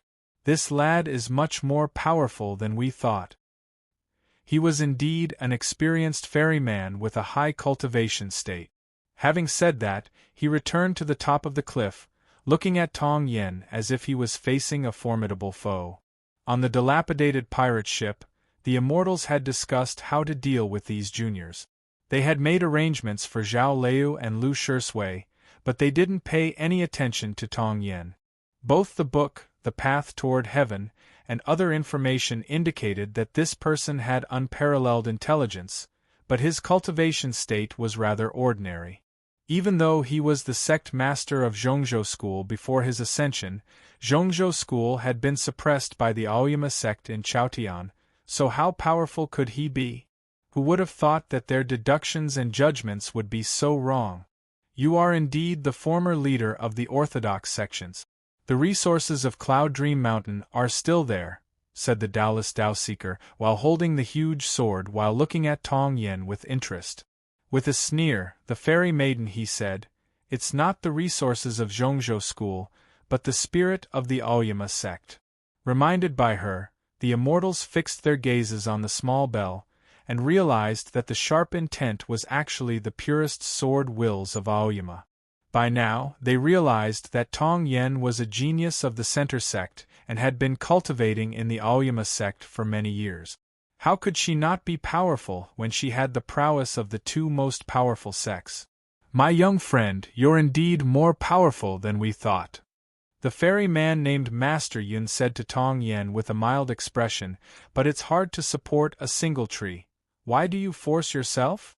By now, Cain Yang had noticed the blood stains on Tong Yan's clothes, but they looked like glowing spots under the distant sunlight. In the battle in the dark and gloomy valley, he had used so many tricks that the godly striking master was overwhelmed.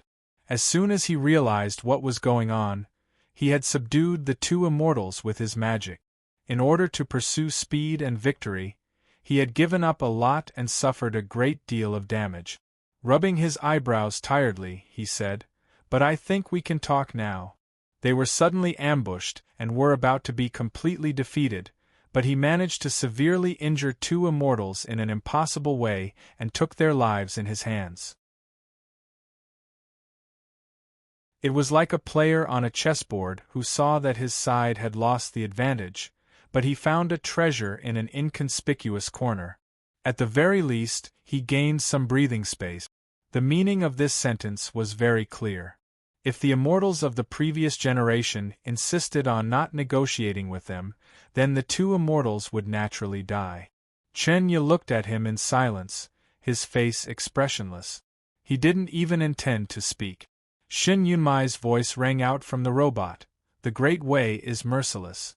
Moreover, their leader is a stone man. He won't negotiate with us, and he won't let us go. Tong Yen fell silent for a while, as if he was considering the truth of Shen Yunmai's words. Then, he asked, "What should I do now?" Shen Yunmai said, "Kill the 2 immortals you've captured, then run away as far as you can." Tong Yen agreed, his finger moving slightly. Everybody could sense the murderous intent overflowing from his fingertip. More terrifyingly, the connection between the finger and the spiritual souls of the 2 immortals was being cut off. No matter how fast the immortals were or how powerful their divine awareness was, they couldn't cut off the connection. The immortals fell silent when Tong Yen and Shen Yunmai started their conversation, because they didn't want their Tao hearts to be affected. But they didn't expect that Shen Yunmai would order Tong Yen to kill them without hesitation after Chen Ye expressed his unwillingness to negotiate. And Tong Yen actually dared to kill them, even though he knew that they would be buried together with the 2 immortals in the end. Why did he do that? Why were the younger generations so ruthless? Stop it! It was at the most tense moment that a voice rang out on the cliff. The deity battering master, the cloud master, Cain Yang, and the others all heaved a sigh of relief. The person who spoke was immortal Nun He. Tong Yen accepted the advice readily. His fingers stopped moving, as steady as an old pine tree, and his murderous intent was withdrawn. Immortal Nun, he looked at Chen Ye expressionlessly and demanded, "Are you mute?" Chen Ye said after a moment of silence, "They'll all die eventually." It was true. Even if Cain Yang, Su Zai, and the others regained their freedom, they couldn't leave the Mars. Where could they go? They were severely wounded, so they couldn't withstand the attacks of these immortals of the previous generations. They would still die. Given Tong Yan's wisdom and resourcefulness, he would certainly propose more outrageous conditions. And Chen Yu wouldn't accept any conditions that could make them break free from his control. Following the will of the Great Grandmaster, he wouldn't allow these people to affect the Great Formation. Since it was a matter of life and death, there was no need to complicate matters in the middle. Immortal Nun, he understood what he meant, saying, "As you said, they can't run away anyway. Let's give them some time so that I can figure out something." Master Yun thought of something and put Su Zai down from the sky. After a moment of silence, Tong Yen let go of the 2 severely wounded immortals and walked toward the cliff while carrying Su Zai, who was covered in blood.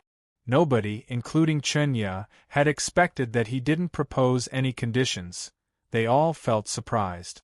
Waving her hand at Immortal Nun He, Cain Yang brought the unconscious Yuan Chu, Yushan, and Tong Yen to a corner. Tong Yen turned around and said, "You may begin." Immortal Nun, he turned to the robot and asked icily, "What's going on?" Along with the buzzing sound of the motor, the control room in the middle of the robot opened, revealing a head covered in oil stains. It was Shen Yunmai. Even though they had guessed what was going on, the immortals of the previous generations were still startled to see the scene.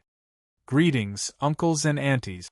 Shen Yunmai greeted the crowd courteously, saying, "The thing is, the old man intended to kill me. No, his method was even more ruthless and cruel. He intended to turn me into a living dead person in a coffin. But I'm quite capable and managed to escape from the coffin. As such, I came here to seek revenge." "It's not logical," said Chen Ye expressionlessly. "The Great Grandmaster wants to exile you because you're a friend of Jingjiu. And the Great Grandmaster wants to deal with Jingjiu for the sake of the humans." Shen Yunmai retorted, "What the humans do has nothing to do with me. You are all the immortals who have achieved the Tao. Why do you have so many obsessions in the mortal world?" All of us have thought about this question many times. Guzhou wiped the dust off his face with his black sleeve and said with a sigh, "If we leave Chaotian and ascend and become a ferryman, we can at least live for tens of thousands of years with the inexhaustible fairy energy provided by the permanent star. However, if the sea of dark matter occupied our local galaxy a few hundred years later, where would we be able to go? Would we drift in the endless universe until the end of time? The fundamental problem was that the universe was too vast, and the speed of light was too slow. The ferrymen who have nowhere to go are no different from the rock. The person who said this was the great Grandmaster. His gray hair tousled by the gentle wind on the top of the mountain, looking rather experienced. It was quiet on the top of the highest mountain in this solar system for a while. "I have nothing to say about the matter between you and your father," said the immortal mistress, while looking at the head of Shin Yunmai, "but why do you support Jingjiu?" "Jingjiu is my friend," said Shin Yunmai contentedly. The immortal mistress let out a bitter smile and said nothing. Then she turned to Tong Yen and the others and asked, "Why do you support Jingjiu then? I don't quite understand it." "If it's because of the relationship between the two masters, the great Grandmaster is the great Grandmaster of Aoyama. Shouldn't you obey his will?" Yuan Chu and Yushan had already woken up. They were sitting against the cliff rocks with pale faces. Hearing this, they couldn't help but smile. From the South Pine Pavilion to the inherited sword competition, and then to the Shinma Peak, they had experienced so many years and memories. How could the portrait in front of the small building be compared to them? "We don't know you, nor do we know the great Grandmaster of Aoyama," Tong Yen said. "As for whose path is correct, him or the immortal Jingyang, I don't know either. If so, why do you follow his path?" asked the immortal mistress. Tong Yen replied, "Because the path of the great Grandmaster of Aoyama is for the immortal Jingyang to die, and we know he probably won't die. The great Grandmaster of Aoyama and the fairy men of the previous generations believed that igniting the stars with the all-in-one sword was the only way to save mankind. This method would kill Jingjiu, but Jingjiu definitely wouldn't die. As such, this method must be wrong." This reasoning sounded a little messy, but when one thought about it carefully, it made a little bit of sense. Of course, it was based on the premise that Jingjiu wouldn't die no matter what happened. The immortal Jingyang has never been defeated in either his previous or current life. Even if he made a mistake, he won't die. All of Chaotian knows how much he fears death. Tong Yen continued, "Our confidence in him is probably the same as your confidence in the great Grandmaster of Aoyama." Shin Yunmai concluded, "The winner is not the righteous one, but the truth. There is no truth in this universe. It's because everybody will die, but whoever can live longer will be the truth in different stages. Right now, we and you are standing on different principles. Let's see who can survive and prove it." The immortal mistress said softly after some thought, "Different paths, let's fight then," said Shin Yunmai. "You have already lost," said Chen Yu expressionlessly. Shin Yunmai retorted, "How could that be? To say nothing of the fact that Jingjiu is still alive and Zhao Lu hasn't arrived yet, you guys are lucky to have successfully sneak attacked him." Chen Yu's hand had been hidden in the large cloak the entire time. It was unclear what he was holding in his hand. "Do you mean the dead dog and Peng Lang?" Shin Yunmai said. "Even if Peng Lang were the only one here, you guys would have no chance of winning." No sooner had he said this than the shapeless barrier in the atmosphere suddenly changed its shape.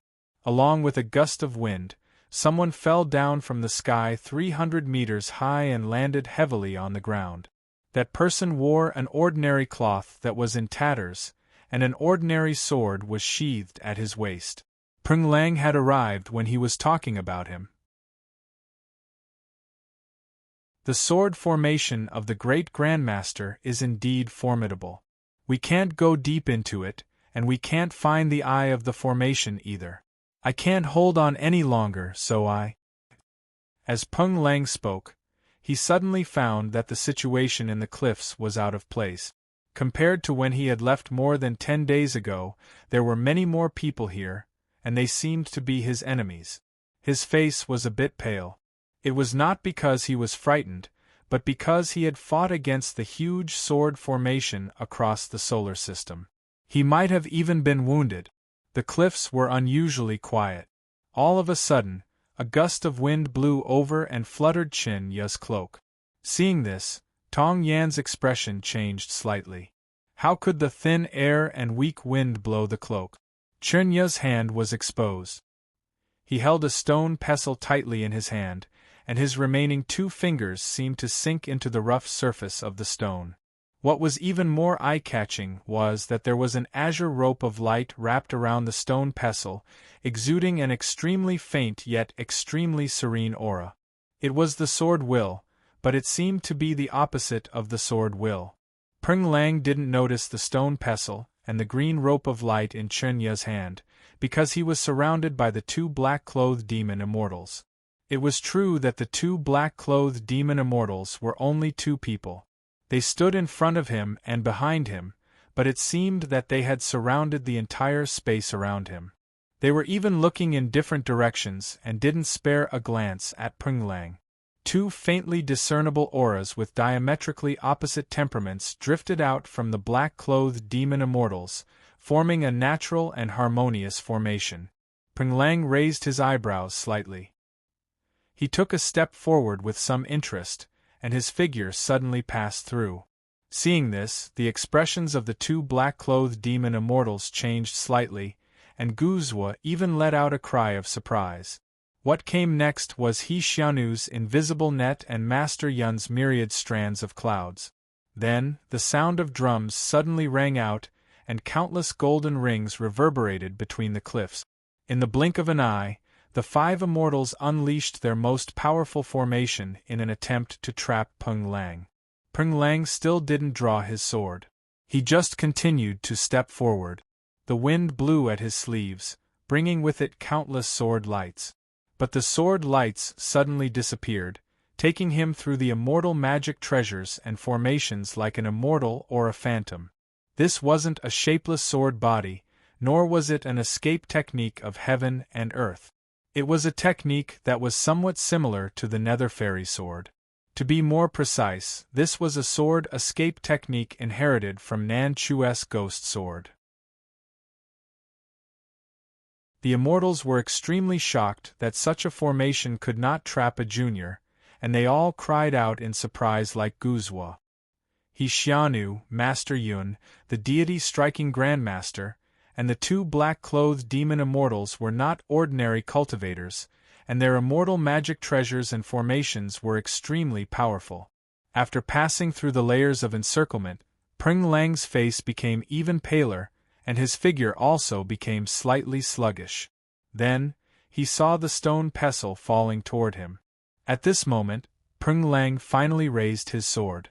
But it was upside down. The sword hilt and the stone pestle met soundlessly, and a sound wave brighter than lightning rang out. The terrifying wave of air swept up the dust on the ground and sprayed wildly in all directions. In just a few breaths' time, it had spread over a radius of several dozen miles. Right in the middle of the circular wave of dust, not even the thinnest air existed. It was even more vacuum than the universe. The stone pestle didn't shatter, and neither did the ordinary sword hilt. Only a green rope of light was floating in the air, like an extra thread, and it made one feel slightly uncomfortable. Peng Lang was slightly alarmed.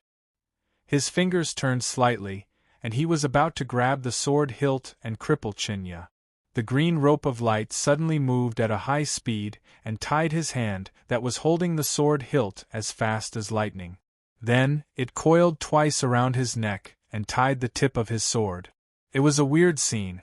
Peng Lang seemed to be holding a bow and tying the bowstring across his neck. It also seemed that he was about to commit suicide. Seeing this scene, Yuan Chu and the others cried out in surprise. Tong Yen had a grave expression on her face, and Xin Yunmai cursed. What kind of magic treasure was this green rope of light? How could it tie Peng Lang's sword? This is the new sheath prepared for you by the Grandmaster. Take a look and see if it's suitable for you, Chinya said through his spiritual awareness while staring into Peng Lang's eyes. The sheath of the inherited Heaven Sword was a magic treasure forged by the Grandmaster of Oyama years ago. If he could make one sheath, he could make many more. That sheath could lock all things. If it could lock all things, could it also lock all swords? Peng Lang looked at his right hand with a surprised expression. The green rope of light tied his hand to the sword tightly. It was tied in a simple knot, but it couldn't be untied. Chen Yu's hand fell. The stone pestle fell on Peng Lang's chest. It was like a real mountain. Boom! There was a loud sound. Peng Lang disappeared from the spot. He turned into a black dot and disappeared into the distance in an instant. It was unknown where he would land on the surface of Mars. It was unknown if he could survive.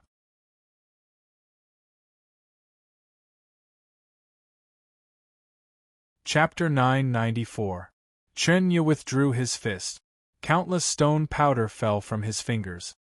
He had lost 3 of his fingers, and they were trembling slightly, showing signs of exhaustion.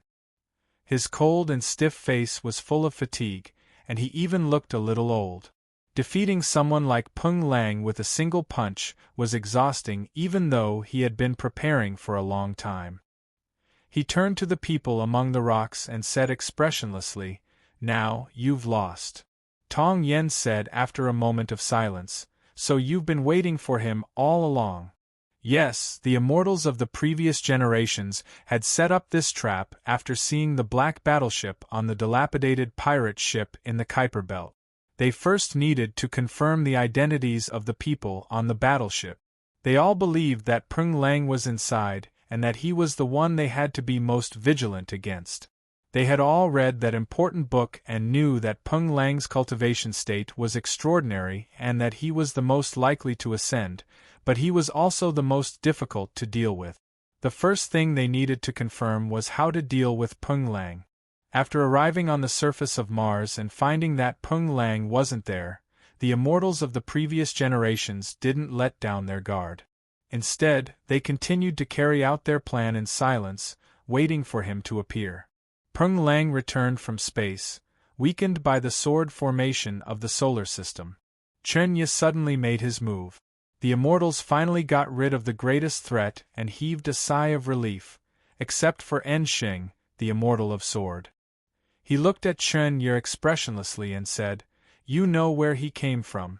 Chen Yu said expressionlessly, "He won't die. I don't have that kind of ability. But he won't be able to stand up again and try to destroy the great formation of the Grandmasters." He then said to Tong Yen, "You're also at your limit. Do you want to die or surrender?" Tong Yen suddenly walked to the center of the field. The atmosphere became tense again. Master Yun opened his mouth slightly, wanting to persuade her, but he could only sigh in the end. Tong Yen walked up to the dilapidated robot and asked, "Are you all right? What do you think?" Shin Yunmai asked in an annoyed voice. "Looks like you're all right," Tong Yen said. Then he looked at Chen Yu and said, "It's not over yet." Chen Yu rubbed the space between his brows tiredly and said, "If you're still counting on that dog, we naturally have our own arrangements." As they spoke, the 8 immortals, including the fairy maiden and the first master, floated into the air and left the mountain peak at an extremely fast speed, heading towards various parts of Mars. Not long after, the 8 immortals arrived at a cliff 100 miles away and sat down cross-legged. 8 streams of extremely pure immortal chi soared into the sky from the desolate surface of Mars. However, before they could enter the dark universe, they were blocked by the invisible barrier. From afar, the immortal chi that shot back looked like 8 blossoming golden flowers. It was so beautiful that it was captivating. Could this be the legendary 8 immortals crossing the sea formation? Kei Nyang murmured as she looked at the magnificent scene. Chen Yu ignored her and didn't look at Tong Yen again. Peng Lang had already been defeated. All he needed to do was to trap or kill the dead dog with the great formation of 8 immortals crossing the sea. The dim light shone on the top of the mountain and shone on the robot that looked like a piece of scrap metal, making Shin Yunmai's head look ghastly pale. Tong Yen was a bit tired. She looked up at the night sky while supporting her waist with her hands. It was unclear if she was praying that the master dead dog wouldn't come back at this moment. Kei Nyang came to the arena while supporting Yushan and Yuan Chu with Su Zai on his back. Can you find a way to inform the Master Night Howler? She asked through her spiritual awareness. Tong Yen shook her head expressionlessly. Moreover, they had no idea where the dead dog was at the moment, to say nothing of the fact that Chen Yu was keeping an eye on them. What should they do next? Shin Yunmai suddenly yelled loudly. Hey, Stone, do you know the name of this mountain? This mountain is called Mount Olympus. In the childhood of the human civilization, they thought that Mars was the place where the gods lived, and this highest mountain was the divine mountain. According to the legends, the gods all died on this mountain in the end. Don't you think it's a bit inauspicious? The immortals who were setting up the formation were immortals and masters on their respective planets, no different from the gods. Would they die here? Chunya didn't turn around, nor did he pay any attention to him. Cain Yang let out a bitter smile, thinking that he couldn't scare them since the defeat was already decided. Tong Yen was the only one who understood what he meant.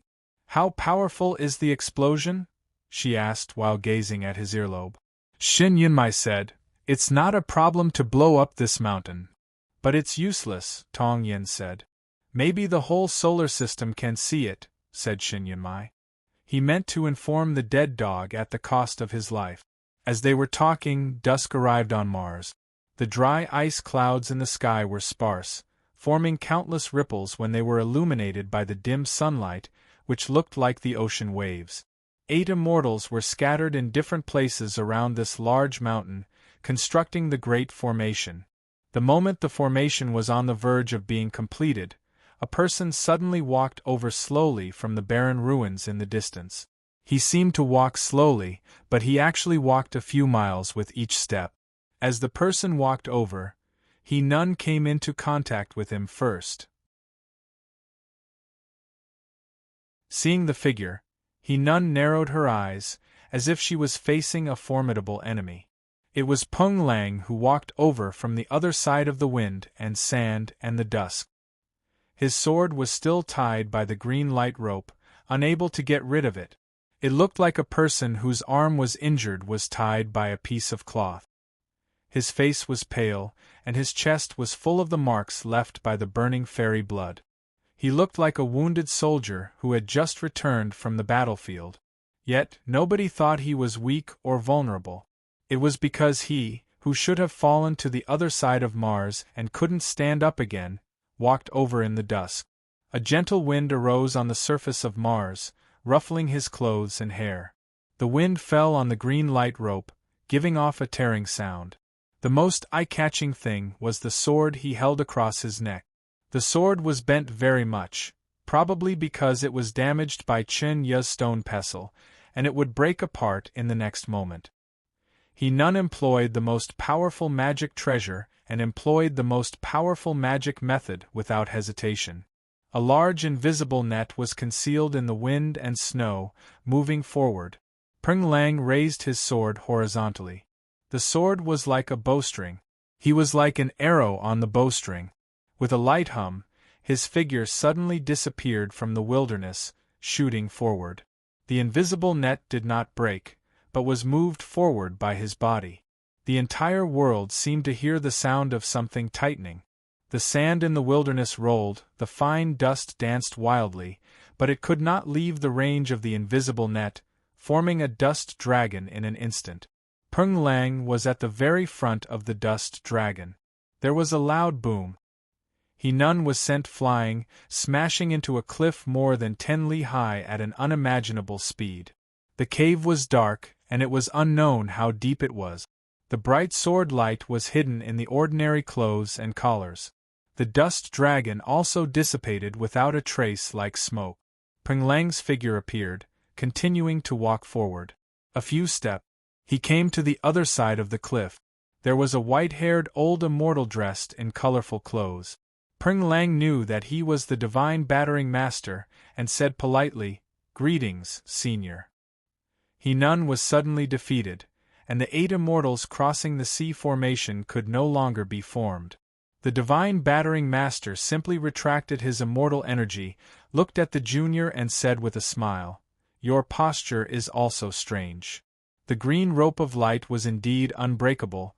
Peng Lang could not let it leave his neck, and could only maintain the posture of cutting his throat with his sword. He smiled embarrassedly, and barely managed to adjust the place where his fingers were holding the sword, causing the sword to be slightly further away from his neck. The divine battering immortal suddenly retracted his smile, and said seriously, "Please." As soon as he finished speaking, a thunderous sound immediately followed. Boom! The sparse dry ice clouds in the sky suddenly became chaotic, and a bolt of lightning descended from an unknown place, disappearing in midair, leaving behind only a loud rumbling sound. This thunderous sound did not come from the sky, but from the small drum on the wrist of the divine battering master. The small drum did not beat, but it was the sound of thunder. The thunderous sound passed through a distance of several li, entering Peng Lang's ears, and also entering his sea of consciousness, causing his soul to tremble slightly. A faint sword light leaked out from his sleeves and collar, and there was even an extremely blurry figure of light. His sword ghost was almost forced out of his body by this thunderous sound. The thunderous sound resounded throughout the entire Mars, and naturally reached the cliff. Yuan Chu and Yushan's cultivation was not high enough, so they spat out a mouthful of blood.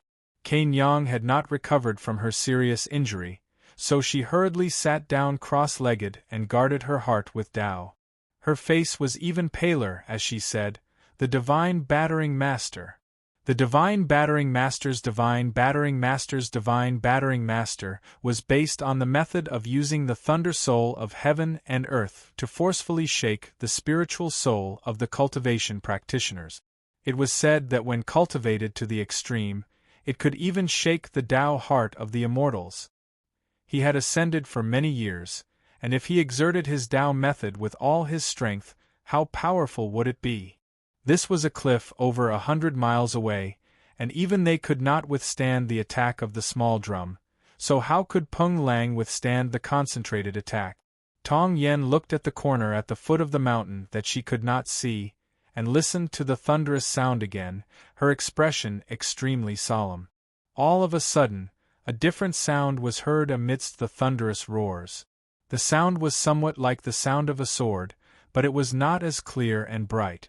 It was very gentle, and for some reason, even the thunderous sound could not cover it. At the foot of the cliff, more than 10 bolts of lightning descended from the sky. Without touching the ground, they disappeared in the air, leaving behind only the rumbling sound of thunder. In the next moment, the power of the thunder was suddenly diluted by a lot, because that voice had arrived. The sound came from Peng Lang's finger. He lightly tapped on the sword. The already bent sword lay across his shoulder, looking like a musical instrument. The same posture, when doing different things, was a different existence.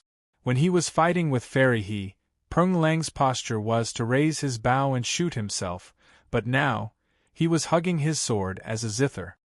His fingertips descended once again, and instantly turned into countless shadows. Even the divine battering master could not see them clearly. The sword sounds continued to rise, gradually forming a line, like the sound of a zither. The sound of the zither pierced through the air, diluting the tyrannical thunder by a lot. The expression of the divine battering master changed. Peng Lang walked forward with the zither in his arms. In an instant, he arrived in front of the cliff, holding the zither horizontally as a sword. He slashed forward. The divine battering master's wrist was tied to a small drum, and it was a piece of grass rope. That was definitely not an ordinary grass rope. More than 10 sword lights left the sword along with the sound of the zither, making a sizzling sound. More than 10 flowers bloomed on the surface of the grass rope, revealing the material inside. The wrinkles on the divine battering master's face became even deeper, and his eyes became even colder. Peng Lang took another step forward. The grass rope shattered. More than 10 deep cracks that were several miles long appeared on the cliff. There was a light paw sound. 2 intersecting cracks appeared on the surface of the small drum. The thunder that filled the sky suddenly became silent. What a strong sword! the divine battering master said in a hoarse voice. Peng Lang extended his finger again and flicked the sword blade. Boom! As if struck by lightning, the divine battering master's immortal chi scattered, and he instantly retreated more than 10 miles. He sat down cross-legged with his eyes closed, and began to recuperate. Peng Lang once again adjusted his posture, and looked towards the other side of the cliff. That was Master Yun. There was no longer any sound of thunder on the surface of Mars, nor was there the sound of swords and zither. It was deathly silent, as if no one would disturb him. More than 10 gazes landed on the ordinary swordsman, filled with shock and confusion. He had returned from the solar system sword formation, and had expended a lot of energy. After being ambushed by Chenya, he must have been severely injured. Even his sword was bound by the green light rope of the Grandmaster of Aoyama. Even under such circumstances, he still managed to defeat 2 immortals of the previous generation, who were extremely powerful. How strong was Peng Lang? When he walked in the twilight, who could stop him? Could it be that he alone could change the entire situation? Could it be that the gods would really welcome their own twilight? Master Yun really wanted to fight with Peng Lang, but for the sake of the overall situation, he knew that he should retreat. He floated up on the cloud and prepared to join forces with the rest of his fellow Taoists. At this moment, a black-clothed Taoist blocked Peng Lang's path. The black robe fluttered, and there was a chill in it, just like the expression of the Taoist. The founder of the No Mercy sect. Sword Immortal Benefactor. Peng Lang was slightly startled, and bowed with his head lowered. He still maintained the posture of holding the sword horizontally across his neck. But he wasn't drawing the bow. He wasn't playing the zither. It was like he was wearing a shackle. Only sinners wear shackles. Posture is power.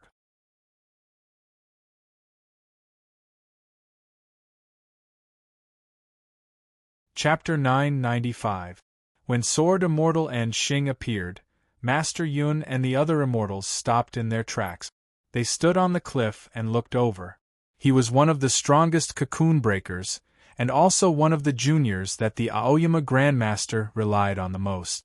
But the immortals of the previous generation did not move, not because of his pride and power, but because of his identity. He was the founder of the No Mercy sect. Peng Lang was a disciple of the No Mercy sect. Peng Lang carried his sword as a shackle and bowed his head to Xing. Was he lowering his head to the patriarch? Seeing this, the immortals of the previous generation felt their hearts grow heavier. Lowering his head was not a sign of submission, but an apology. This meant that even if he was facing his own sect's ancestral master, he would still continue up the mountain. After reading the book written by Jingjiu, I learned that so many things have happened in the sect over the years. Longevity Mountain's resurgence is thanks to you. The immortal of Sword and Xing said to Peng Lang, I'm grateful to you, and I admire you very much.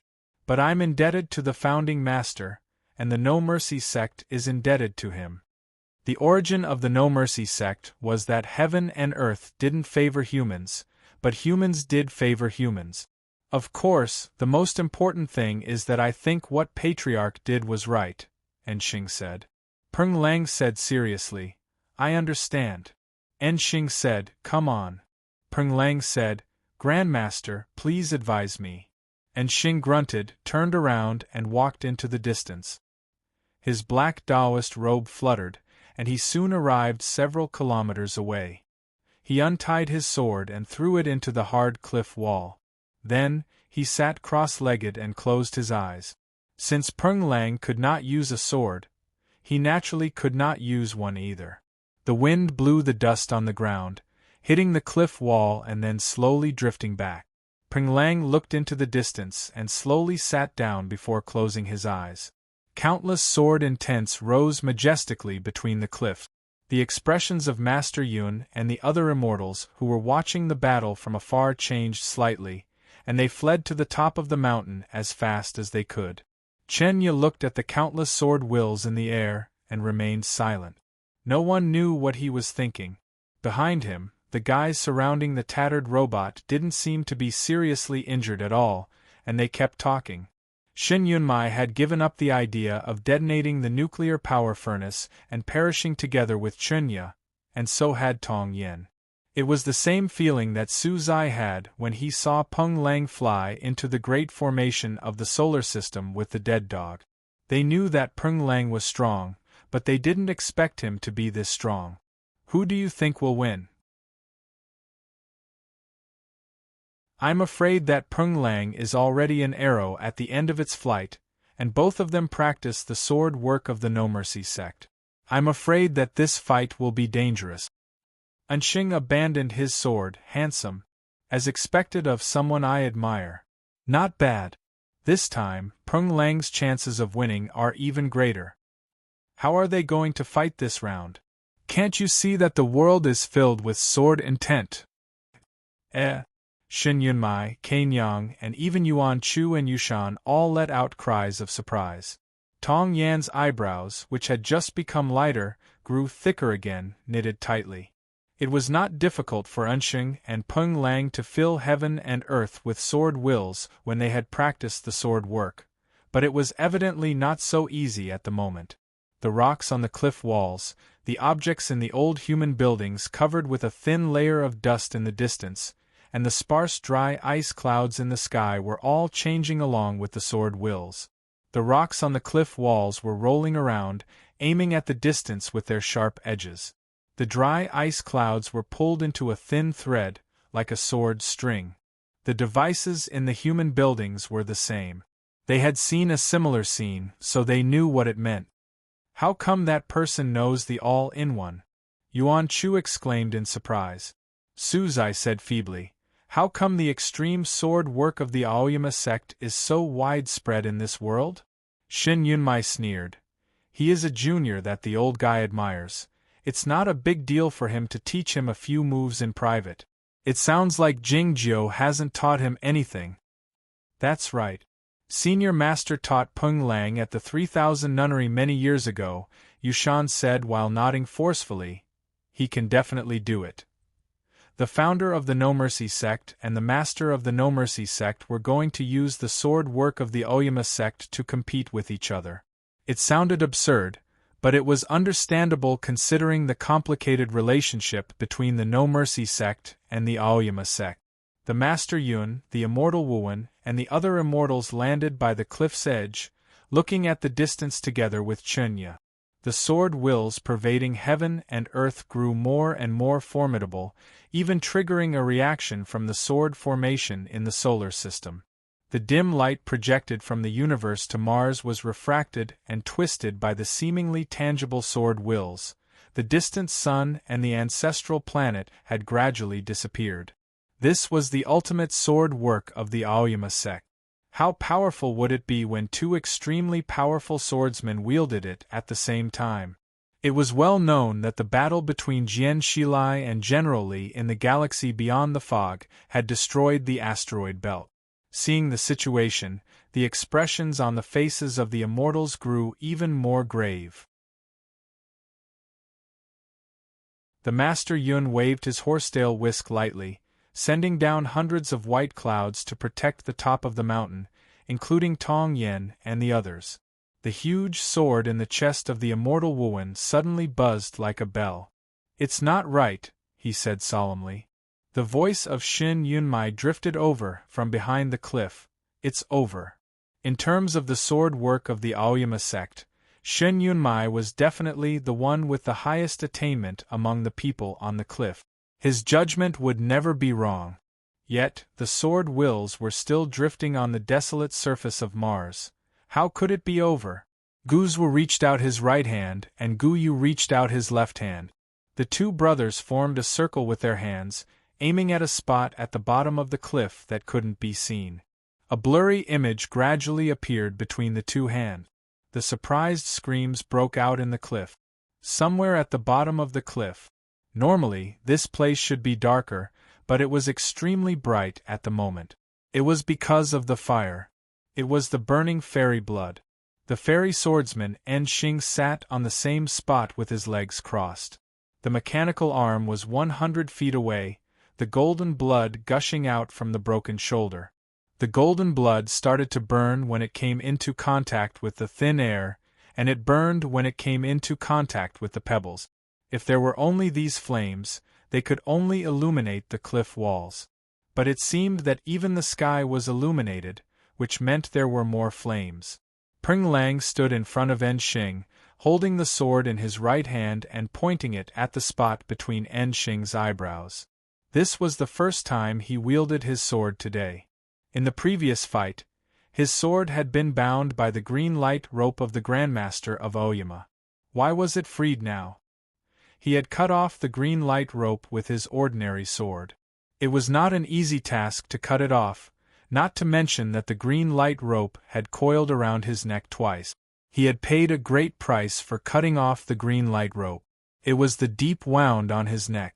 The golden blood gushed out from the wound like a waterfall and turned into a golden flame, illuminating the sky and the earth. Amidst the golden flame, Peng Lang's ordinary face looked so sacred. The ending of this sword fight was too tragic. As a matter of fact, the beginning of this sword fight was tragic.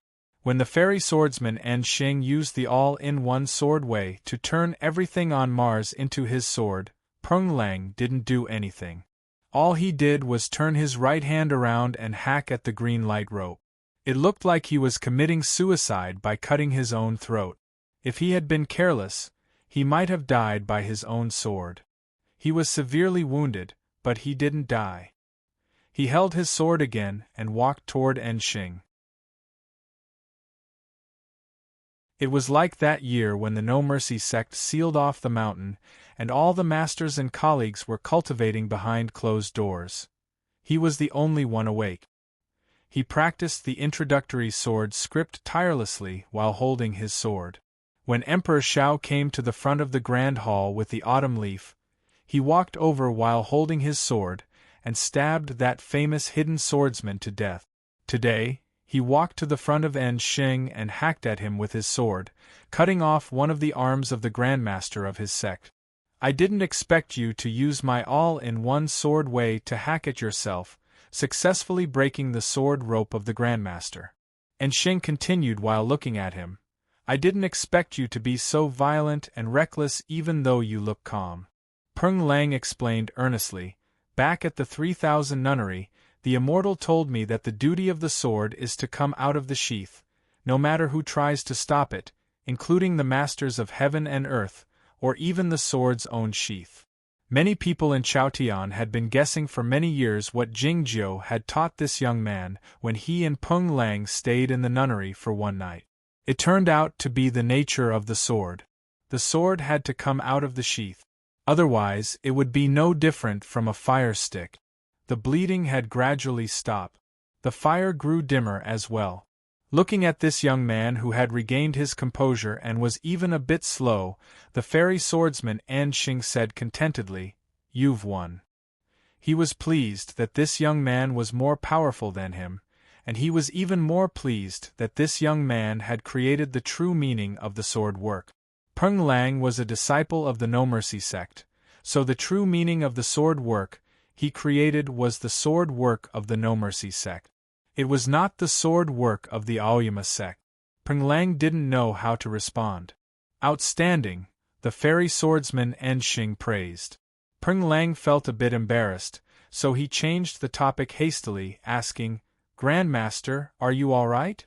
Enxing looked at him expressionlessly. The mechanical arm on the ground in the distance gave him the middle finger. Peng Lang scratched his head. "Let's go," Enxing said. "Okay," Peng Lang replied honestly. Enxing instructed, "Surrender if you can't win." "I can't," Peng Lang said earnestly. Feeling surprised, Enxing asked, "Based on your mental fortitude, didn't you fight the new queen in Chaotian?" Peng Lang said embarrassedly, "Grandmaster, that's a family matter."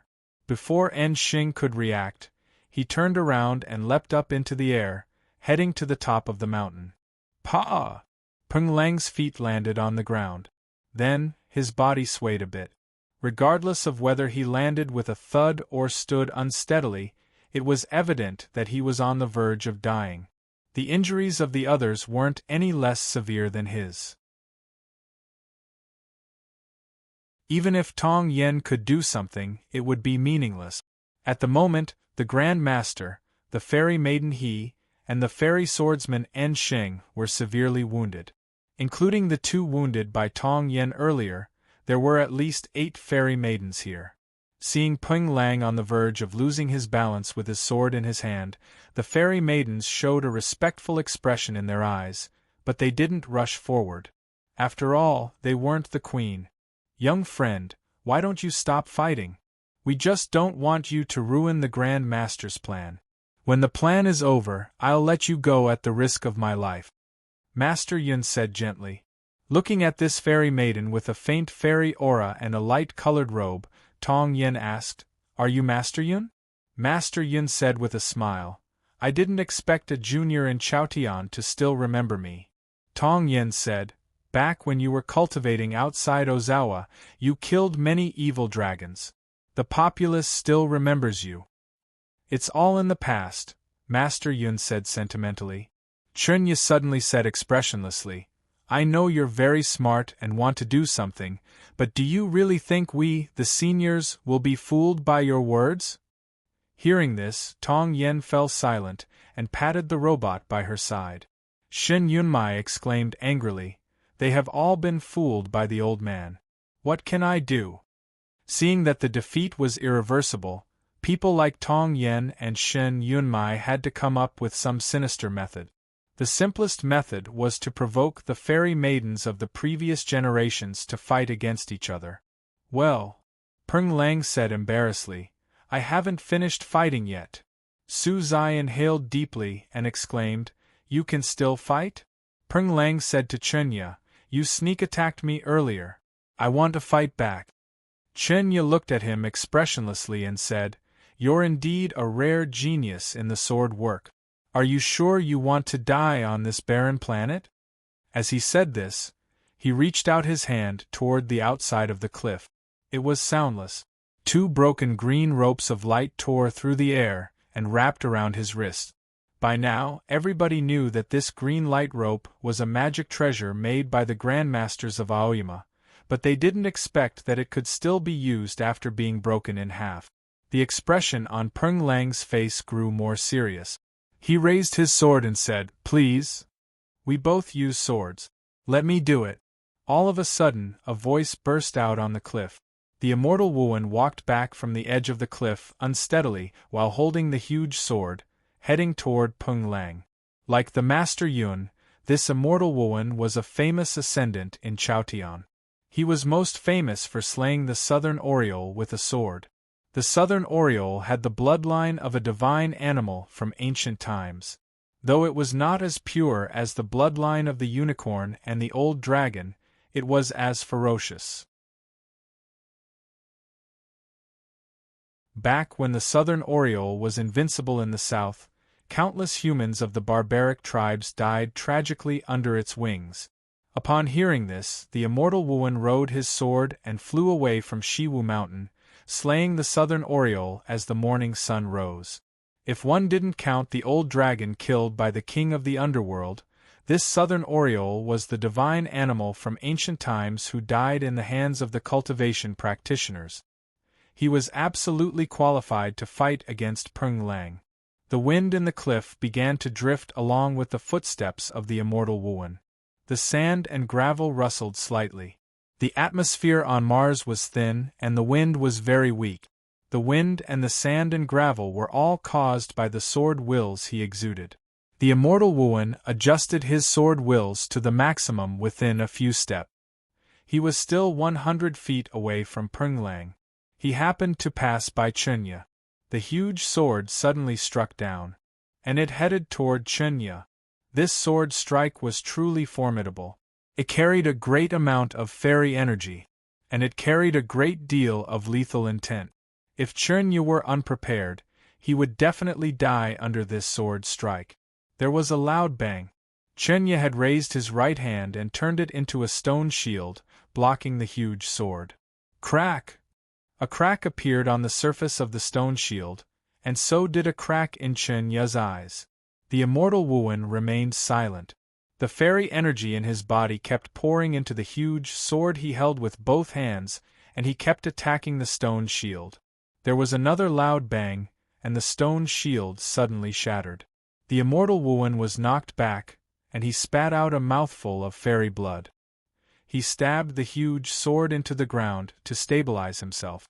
Chen Ya's injuries were much more severe than his. His face was full of cracks like spider webs, and he looked extremely horrifying. He stared at the immortal Wuan and asked, "Why do you want to kill me?" This was the answer that everyone present wanted to know. Tong Yen and Shen Yunmai didn't know either. Their plan to sow discord between the immortal Wuan and the immortal Wuan was useless. Why did the immortal Wuan suddenly betray them? Then why are you guarding against me? The immortal Wuan asked expressionlessly as he looked at Chen Ya. Why did Chen Ya guard against him in secret? Could it be that he knew the immortal Wuan would launch a sneak attack on him? After a moment of silence, Chen Ya asked, "Are you doing this for the elixir?" "That's right," the immortal Wuan said expressionlessly. "When we were on that shabby pirate ship, I told you the story of traveling with him on planet Tianpu because I wanted to test you." After a moment of silence, Chen Ya said, "Just as I expected." The immortals had sensed something amiss from the conversation, and they were all astonished. Master Yun looked at Chen Ya and asked in a deep voice, "Where is Master Dan?" "He should be dead by now." The immortal Wuan smiled as if he was about to cry. He looked at the two demon immortals in black and asked, "Did you kill him?" Gu Yu remained silent. Gu's was said apologetically, "It was an accident. Nobody expected that he would commit suicide all of a sudden. We didn't want that to happen either." The immortal Wuan's body swayed slightly, and he said with a cold smile, "But he is still dead." "Who did you say died?" The ground on the cliff quaked slightly and a crack appeared. The fairy nun broke out from the ground and asked while staring at him. Her face was pale, not only because of the injuries inflicted on her by Peng Lang, but also because of the shock brought by the news. Master Yun and the other immortals were also astonished, asking one after another, "What is going on?" The cultivation practitioners in the heavenly arrival state could live for more than 1,000 years, not to mention the immortals who had successfully ascended. As long as there was enough fairy energy in the universe, they could live for tens of thousands of years. Though nobody had lived for such a long time, they regarded life and death as something more important than mortals. In other words, they didn't care about the lives and deaths of mortals, but they did care about the lives of the immortals like them. As the immortals questioned him in astonishment, nobody noticed that Tong Yen, who was leaning against the robot, had suddenly closed his eyes. He was recalling something with his eyes closed. In the electronic maintenance shop on the Stargate base, the young girl on planet Tianpu. He even recalled that internet cafe. The death of Master Dan was of course related to him. He opened his eyes and looked at Chen Ya, his expression calm and cold. "You're tuning in to the Phoenix Nights YouTube channel. Don't forget to subscribe and join us on this journey to catch the most captivating stories.